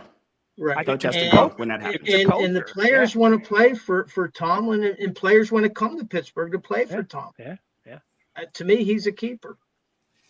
Right, Even despite his inability to win a playoff game for the last. Yeah. Lord forbid he does have a losing season, guys. I mean, the pitchforks are really coming out then. He'll have one losing season, and teams will be like, oh, my God, he always sucks. Yeah. If he has one losing season, he's definitely out. It'll come off, man. You know what I mean? Like, oh, man, he never was good. Well, Coward had 3 losing seasons. Oh, we don't even talk about that, man. That doesn't even matter, guys. I guess it doesn't matter, So let's talk about these championship rounds, guys. We have the NFC Final Four, and the first game is the Rams and the Eagles. What do you got? Well, Mr. Scott has already said he doesn't think that the Rams are that dangerous. James, you want to know how everybody did in the wild card round? Oh yeah, go ahead. Man, goodness gracious. I don't. Real quick on the spread games, we all blew it on the Chargers in Houston and the Baltimore Pittsburgh game. We all blew it, but let me see. It was Reggie. You had 3 out of 6 on the spread. Wait, 50%. Okay. And so 2025, and we did the best. We did the best, as in me and you did the best. Yes. And on the over-unders, all of us as a group did better. And James, you got 4 out of 6 correct on the over-unders, as did I. Bill and Bo had 3 out of 6. And Reggie, you were 2 out of 6 on the. That's about my normal. That's about where I'm used to being, guys. You know what I mean? But you were on top. You were on top on the. I'm glad you gave me the good first, and then you gave me the bad second. Thank you.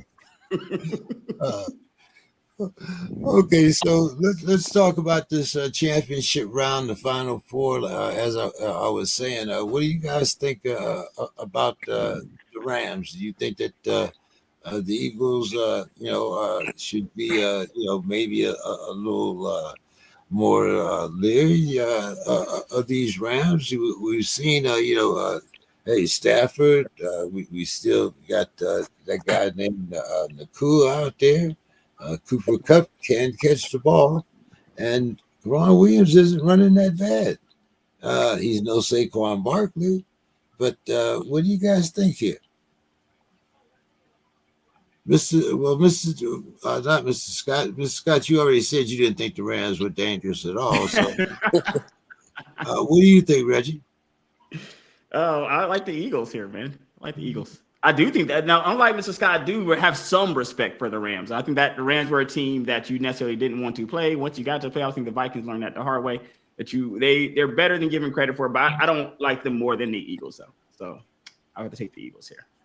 Okay, well, we're going to get down to the picks here in a little bit. What do you think, Dave? Well, I mean, the Rams defense really played strongly, but I just think that the Eagles have too many weapons, and I like Barkley, and I think the Rams have had a strong push at the end of the season, but I think the Eagles might have too much for them, especially at home. What do you think? I like the kid Verse too, by the way. The kid Verse on the Rams on the defense. Oh, what a pick for them. I really like him a lot. Yeah. What do you think, Don? I think it's gonna be one of the better games, I think, of the weekend. But I gotta go Eagles. I think the temperature in Philadelphia is supposed to be 20 something. So yeah, it's gonna be cold as hell. And I probably shouldn't say it, but Rams, they might have a little smoke inhalation. So I go Eagles. Goodness gracious. This is what goes on when I'm off the show. I don't usually stay this long, and I see now what's happening on the show when I'm not here. Scott shows up, all hell breaks loose. That's how this works. Wow. There's before Scott and there's after Scott. This is after Scott. Gracious. Okay. But Don, they did play that game in Arizona. They used the Cardinals facilities. Yeah, The that's Cardinals sent them a couple of airplanes up the whole Don nine said it didn't yards. matter. It's still the same thing. That's what Don told you. And it wasn't that kind of smoke either, Don. Because otherwise, I would hope it would be down here in San Diego. But Straight down. uh, On the 5. so go ahead, Demetrius. I What don't do you think it think? matters. This game, the right to go to Detroit and get your ass whooped. I don't care who wins. Goodness. Don't matter. Gracious. Don't matter. Yeah, Whoever it is, I grab I a guess you're long not week. leaving next game either, then is what it sounds like. I knew the pom-poms would be coming out at some point. I didn't do the pom-poms. He asked me to pick a game for the right to come to Detroit and take an ass whooping. Okay, I'll take the Eagles. What? Fine. Well, let's go to that other final, the Commanders at the Lions. Demetrius, what do you think about? Are you guys going to have a new game plan for the young rookie? Yeah, we're going to keep his ass off the field by running the ball down their throats. They got the 30th ranked run defense in the league. Ooh. And not only is Sonic there, Knuckles is back. Guys, I know, anybody going to be surprised if we drop a 40? Right? Nobody's really going to be surprised by that. Well, is that going to be surprising? Okay, we'll do the stuff later. Yeah, okay, let me answer your question. I'll answer your question, bro. I think you're gonna send blitzes from different places. Linebackers, safeties, corners. You're gonna do twist games up front. You're gonna do a whole. Aaron Glenn has got a bag waiting for him when he's done. He is going to. Sam Darnold was seeing ghosts last week. This guy's more mobile than Sam Darnold, but he's gonna see things he's never seen because Aaron Glenn is just gotten creative. Melvin Fonwu's back. We got Anzalone back. We're getting healthy on defense. People still think our defense is ravaged. Yeah, we're missing Hutch and Aleem, and we're missing some good dudes, but Aaron Glenn's still there, and we're going to send some schemes. Zadarius is comfortable now. He's going to see some stuff he hasn't seen, but mostly we're going to keep his ass on the sideline by just controlling the clock. David Montgomery and Jahmyr Gibbs, we're just going to dominate time of possession is what I would say. Okay.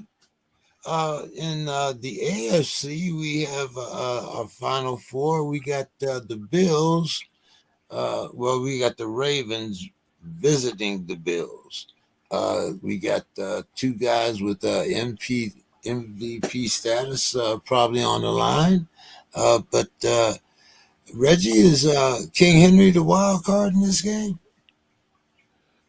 Yeah, So I I mean, don't get to comment on the Lions, huh? I don't get to comment on that. Nobody I comments guess- on the Lions but me. I'm the only one. no, nobody you wanna want do that to bullshit. hijack the Nobody show. Do you want to? Don't worry. Everybody will get a chance to comment on the over your time under is coming. when we talk about the over under and the spread. Because Reggie's going to be the only one to talk about the Ravens. I just wondered,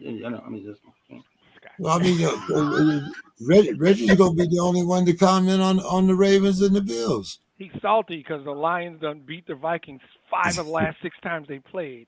Well, if you're a Vikings fan, Ray. I mean, this is a great week to be salty if you are a Vikings fan. So I think that he's allowed a little bit of salt this week.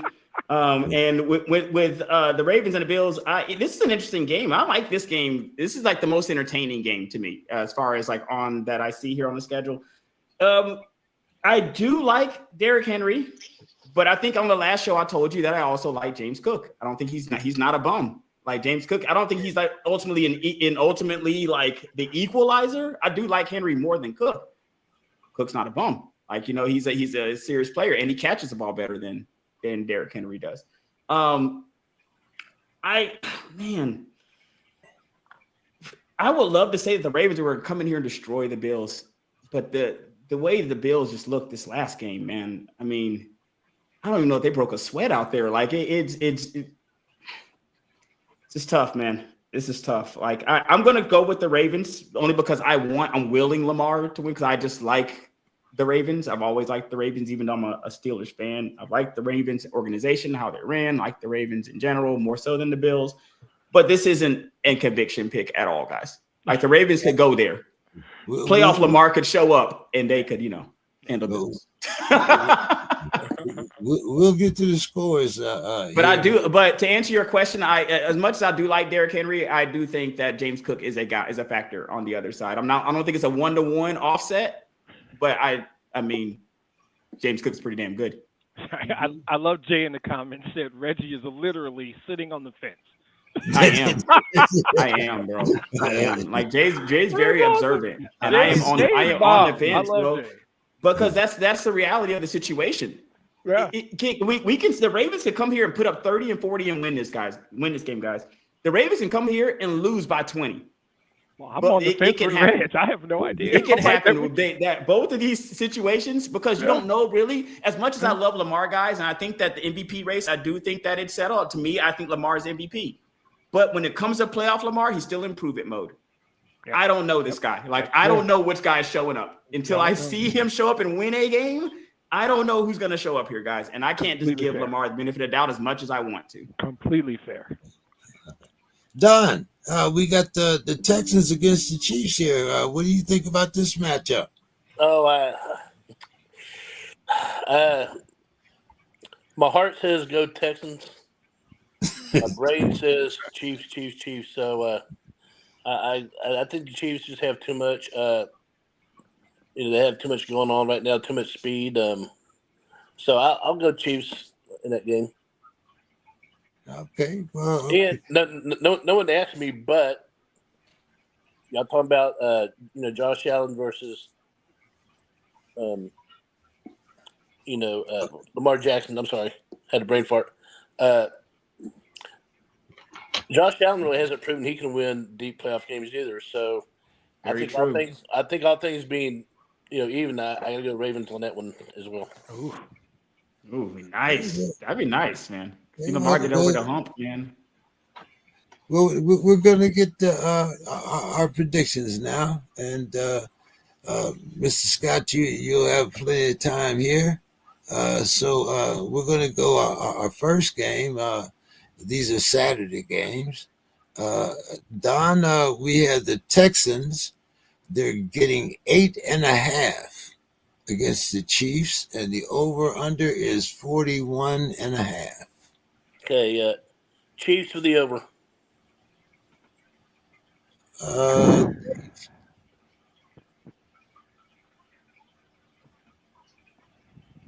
Dave? The Chiefs have they seem to be a team of destiny, but they've had so many, what was it, like 9 one-score games during the regular season? Underwhelming, yes. So I'm going to take Houston. I think KC might still beat them, but I'm still going to take Houston and the over in this case. Mr. Scott? Yeah, the Chiefs, boy, they're rabbit's foots and 4-leaf clovers, and I'll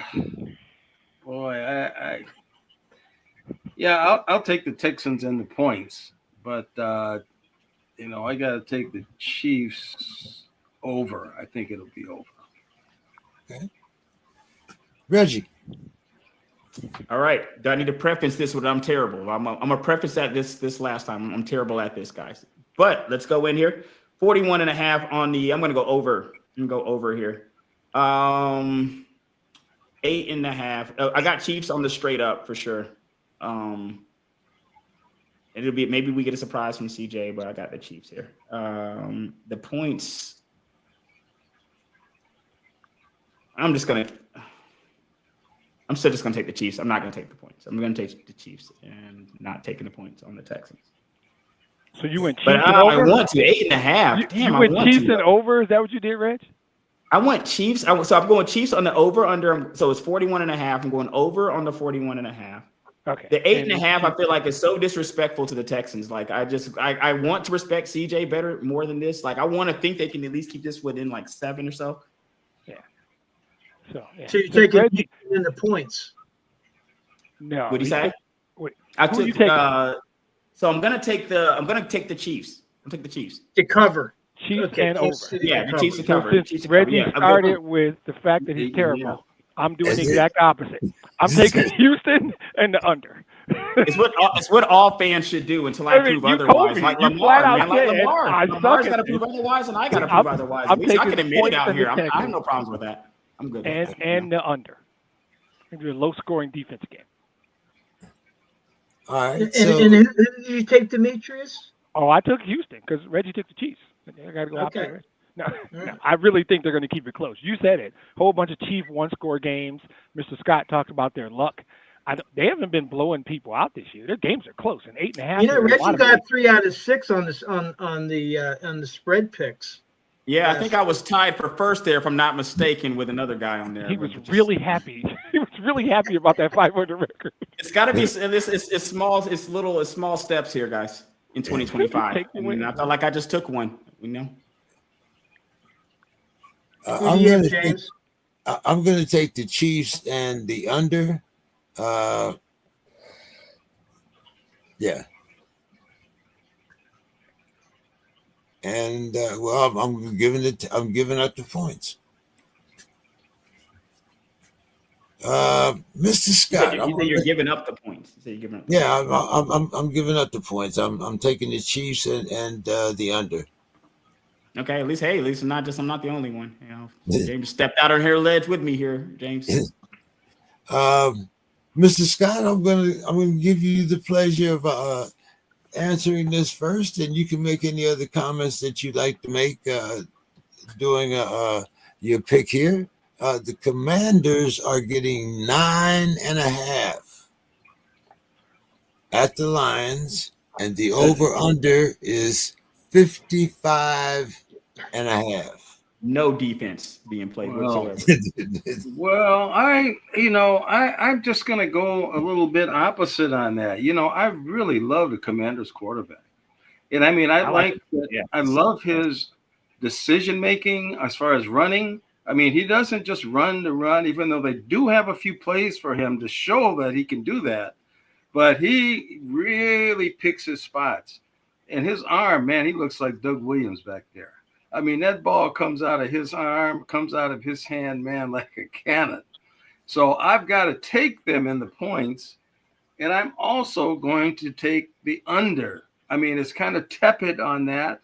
But I just think that this is going to be a little bit more of I just don't think it's going to be wide open.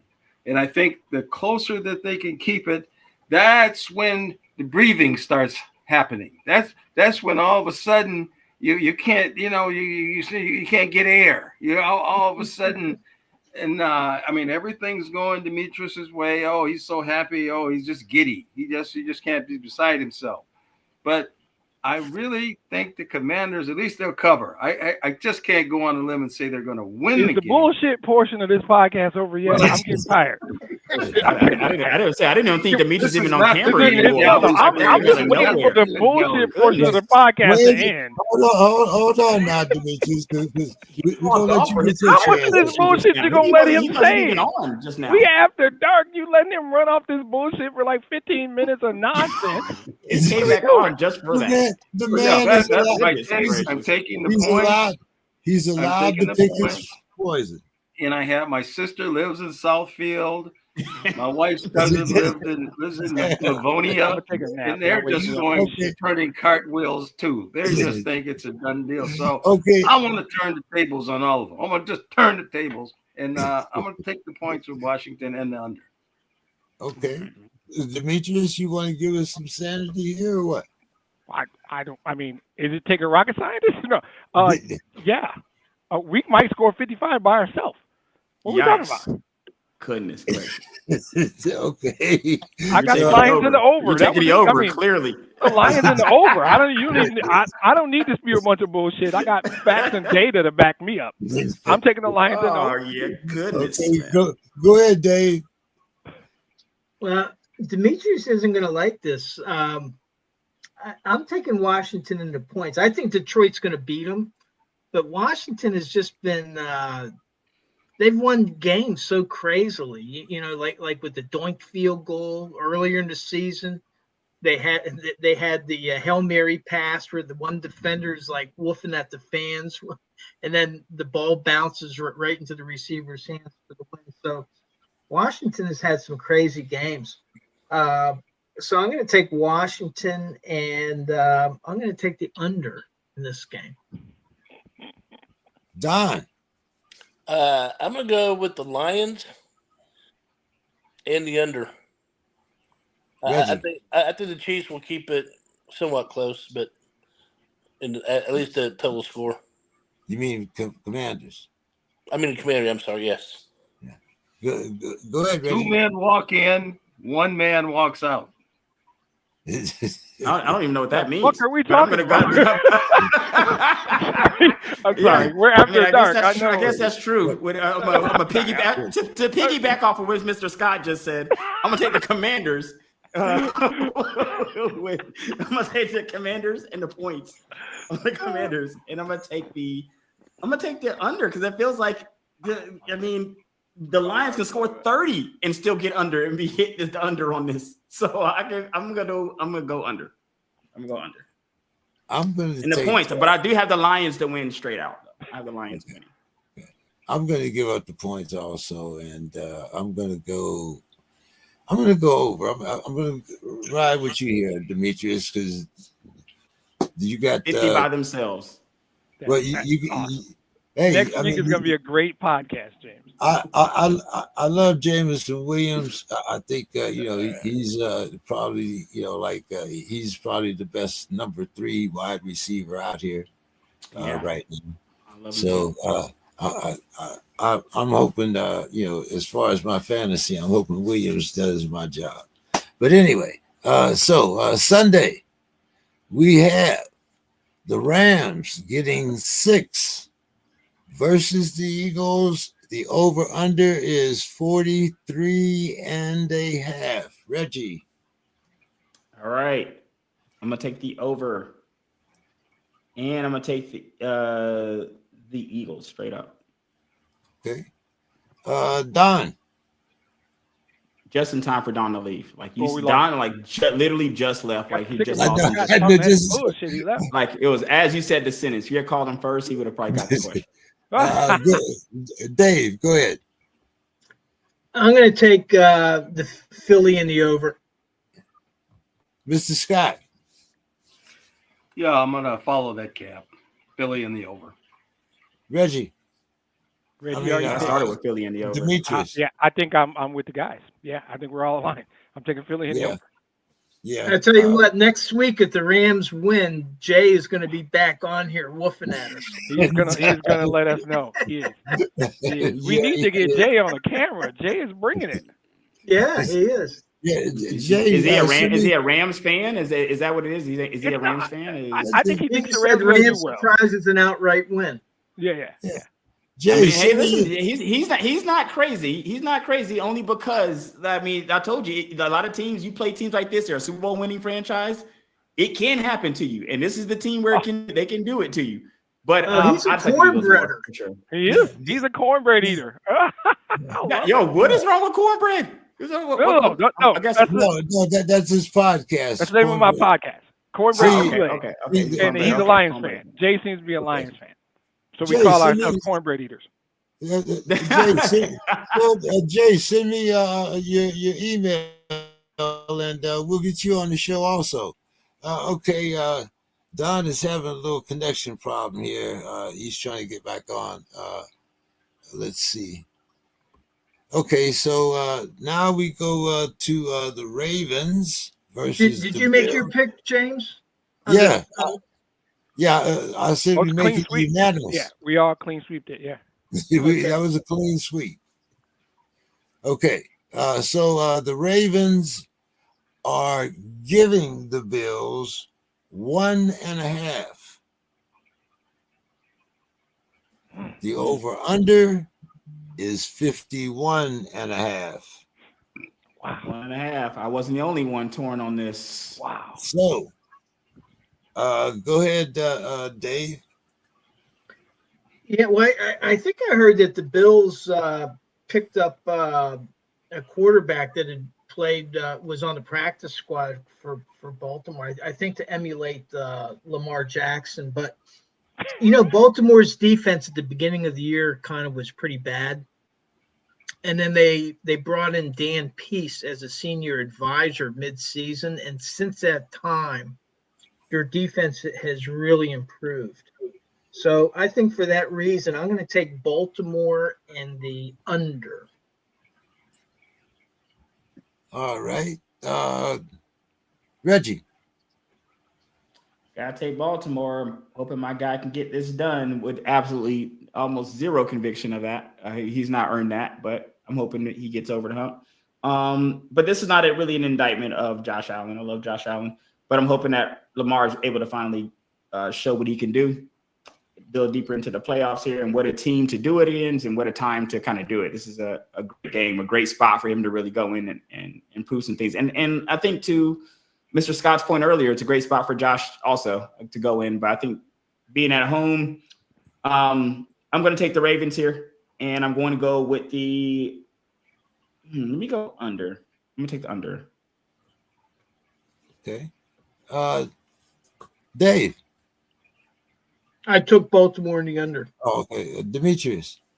I am struggling, guys. I'm taking the under because I heard it's going to be cold in the snow. Thanks for that, Jay. Which may not matter, but I'm going to go under. I mean, it matters. It matters usually. In Buffalo, New York, it matters. Absolutely. Right? Have you guys not seen the picture of Dave in Buffalo? Oh, yeah. I have. Yes. Yes. Looking like a place I never want to be in my entire life. Absolutely. I think I'm going to go Buffalo. I'm going to take Buffalo. Buffalo and the under. Mr. Scott. Well, it's time for Lamar to put up or shut up. I mean, put up or shut up, Lamar. Yes. That's what I'm talking about. It's the time to see what you got. So I've got to take them. The weather is, pretty scary. So I will go with the under because they could see a whole lot of Derrick Henry.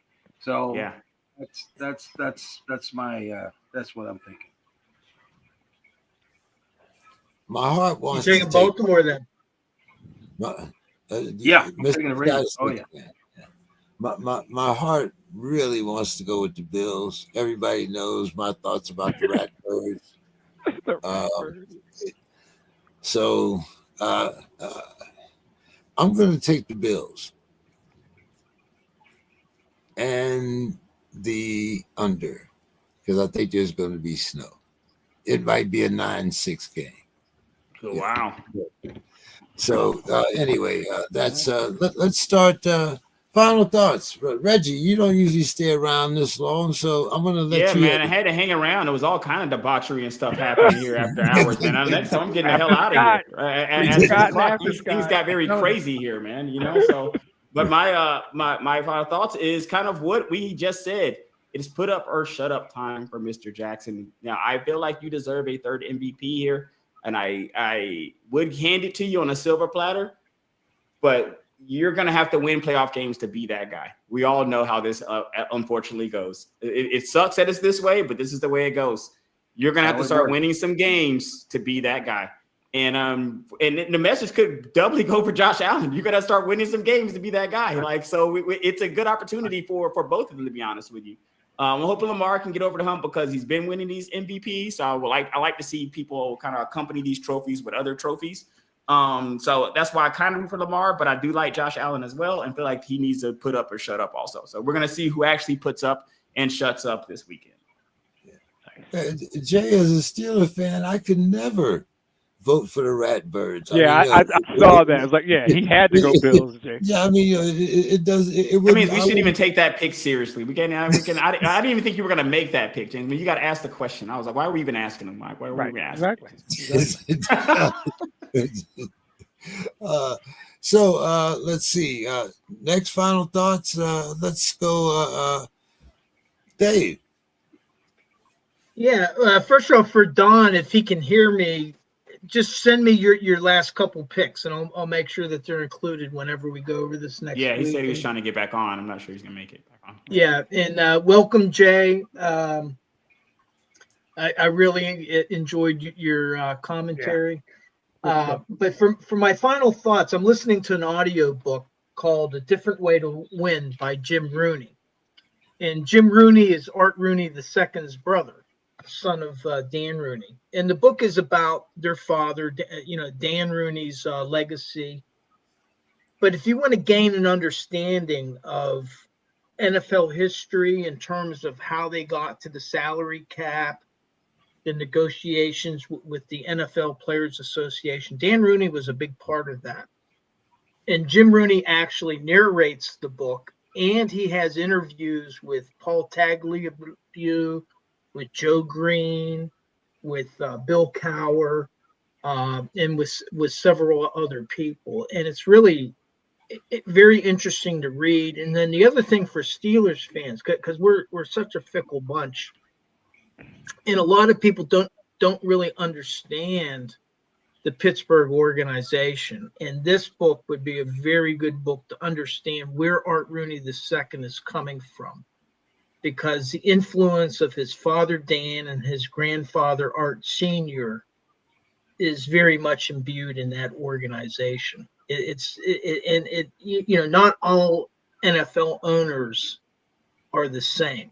There are differences between them. And I, for me, this book's really interesting because it's, as a Steelers fan, I'm learning a lot more about the team, but also about NFL history, because the Steelers ownership has been wrapped up in that.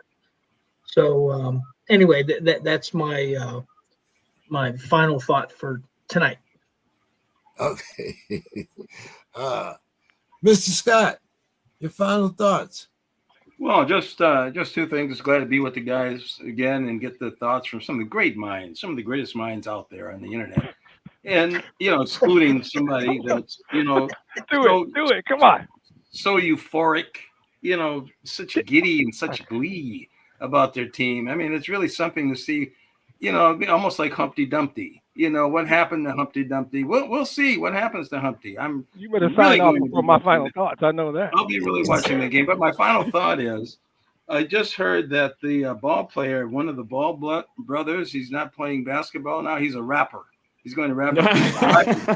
And my prediction is Bronny is next. Oh, yikes. Come on, man. He might be a rapper now. You know how these kids are. He might already have an album out. Spotify makes it so easy. Bronny got a guaranteed salary. Bronny don't have to talk, let alone rap. He just getting that salary on studio time, man. He's got the money. He's got the money ready. They're mesmerized by the rap game. They're how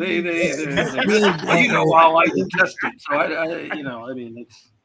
Like Demetrius said, have you seen the house? I mean, they could put a studio in the basement. Yeah. I think that's the move right there. That's the next move. For the record, Jay, Mr. Scott's team is the Minnesota Vikings, and he loves rap music. And the last part of that was sarcasm. He does not love rap music. He hates rap music very, very much. Jay asked the question who your team was. I was just go ahead, Demetrius. Take us. You can sign off, Mr. Scott, if you want, because you know where I'm going. You know where I'm going. No. It's cool. I think that, though, on my own podcast, Cornbread and Kool-Aid podcast, for those who are listening, cheap plug, people said, how did the Lions get here? How did the Lions get here? And I have frequently, in the 4 or 5 years since I've known Mr. King, talked about organizations. And I reference the Steelers often because what we never got was the organizational piece right. And so right now, if you ask a Lions fan, some of them are going to say it's Dan Campbell. Some of them are going to say it's Brad Holmes. And they both deserve a bunch of credit. Some of them are going to say it's Ben Johnson or Chris Spielman. And some of them might mention players. And any of those could, in theory, be the right answer. My answer is this little 74-year-old lady, right? Her name is Sheila Hamp. And she's the owner. And she took over in June of 2020, and a couple days after Thanksgiving in 2020, she had a Zoom call when Zoom calls were the thing, and she fired Matt Patricia and Bob Quinn. And that's the first time I'd really seen her. And she had this press conference, and I saw the passion in her face, how her dad had never gotten it right. Her mom ran the team for 4 or 5 years, didn't get it right, and she wanted this so bad. And she kept using the same word or variation, collaborate, collaboration, collaborative effort. She kept saying it over and over in this Zoom call. So then she went out and took Spielman and brought him home. and hired this group of guys and said, this is what I want the Detroit Lions to be, right? It might be a little bit of grit, salty, villains, us against the world, all of that. She said, that's what I want this team to be. Go get me the guys. And they went unconventional. They kind of hired Dan Campbell before Brad Holmes. Historically, you hire a GM and he hires the coach. They were doing this concurrently because they knew what they wanted. They knew exactly what they wanted. And when they inducted Calvin into the Ring of Honor, which we call the Pride of the Lions, they booed her mercilessly because the history of the Ford family owning this team hurt so many people in Detroit. They booed this lady. I mean, she stood there and she took it. Calvin was embarrassed, and a year later, they're 1-5, and she has a press conference, calls the reporters in and said, listen, we're doing the right stuff. We're doing the right stuff. I know we are. Don't worry about this. And since then, I told you they're 37-11, and you can just see the progression. They went 3-13-1 their first year. They went 9-8 the second year, 12-5 last year, 15-2 this year. That shit doesn't happen by accident. That's not just coach, just GM, just the quarterback.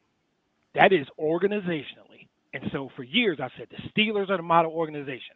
We had Kevin Colbert in our, and we let him get away, right? And he goes out to Pittsburgh, and we are now the organization. We're one of the organizations. Philly is still a very good organization. You know, Demetrius, you can also thank Pittsburgh since Bobby Lane only did a 50-year curse, not a 75-year curse. Right, exactly. So, and your 50-year curse has been over from Pittsburgh for over 20 years. So yeah, but when I look at this, where this team is now, yeah, it's they've got key players locked: Goff, Sewell, St. Brown, Aleem McNeil, David Montgomery signed an extension. Then they got a bunch of young dudes on friendly deals: Hutch, J-Mo, Jahmyr Gibbs, Sam Laporta, Terry and Arnold. Eat this, Mr. Scott. This is your breakfast, lunch, and fucking dinner. You gotta eat this. He's not lying, Mr. Scott. Listen, he's not lying. The Lions are a great organization. They're a great organization. We got a 3 to 5 year window. You might as well get used to it. Let's see what happens. Let's see what. We're in year 2 of a 3 to 5 year window. King owes me $10 because I bet him that the Vikings would have a better record, and this has all been swept under the rug. So that it's not talked about because I'm talking about the fucking Lions who were 15-2 and beat your team twice. We ain't talking about the Vikings right now.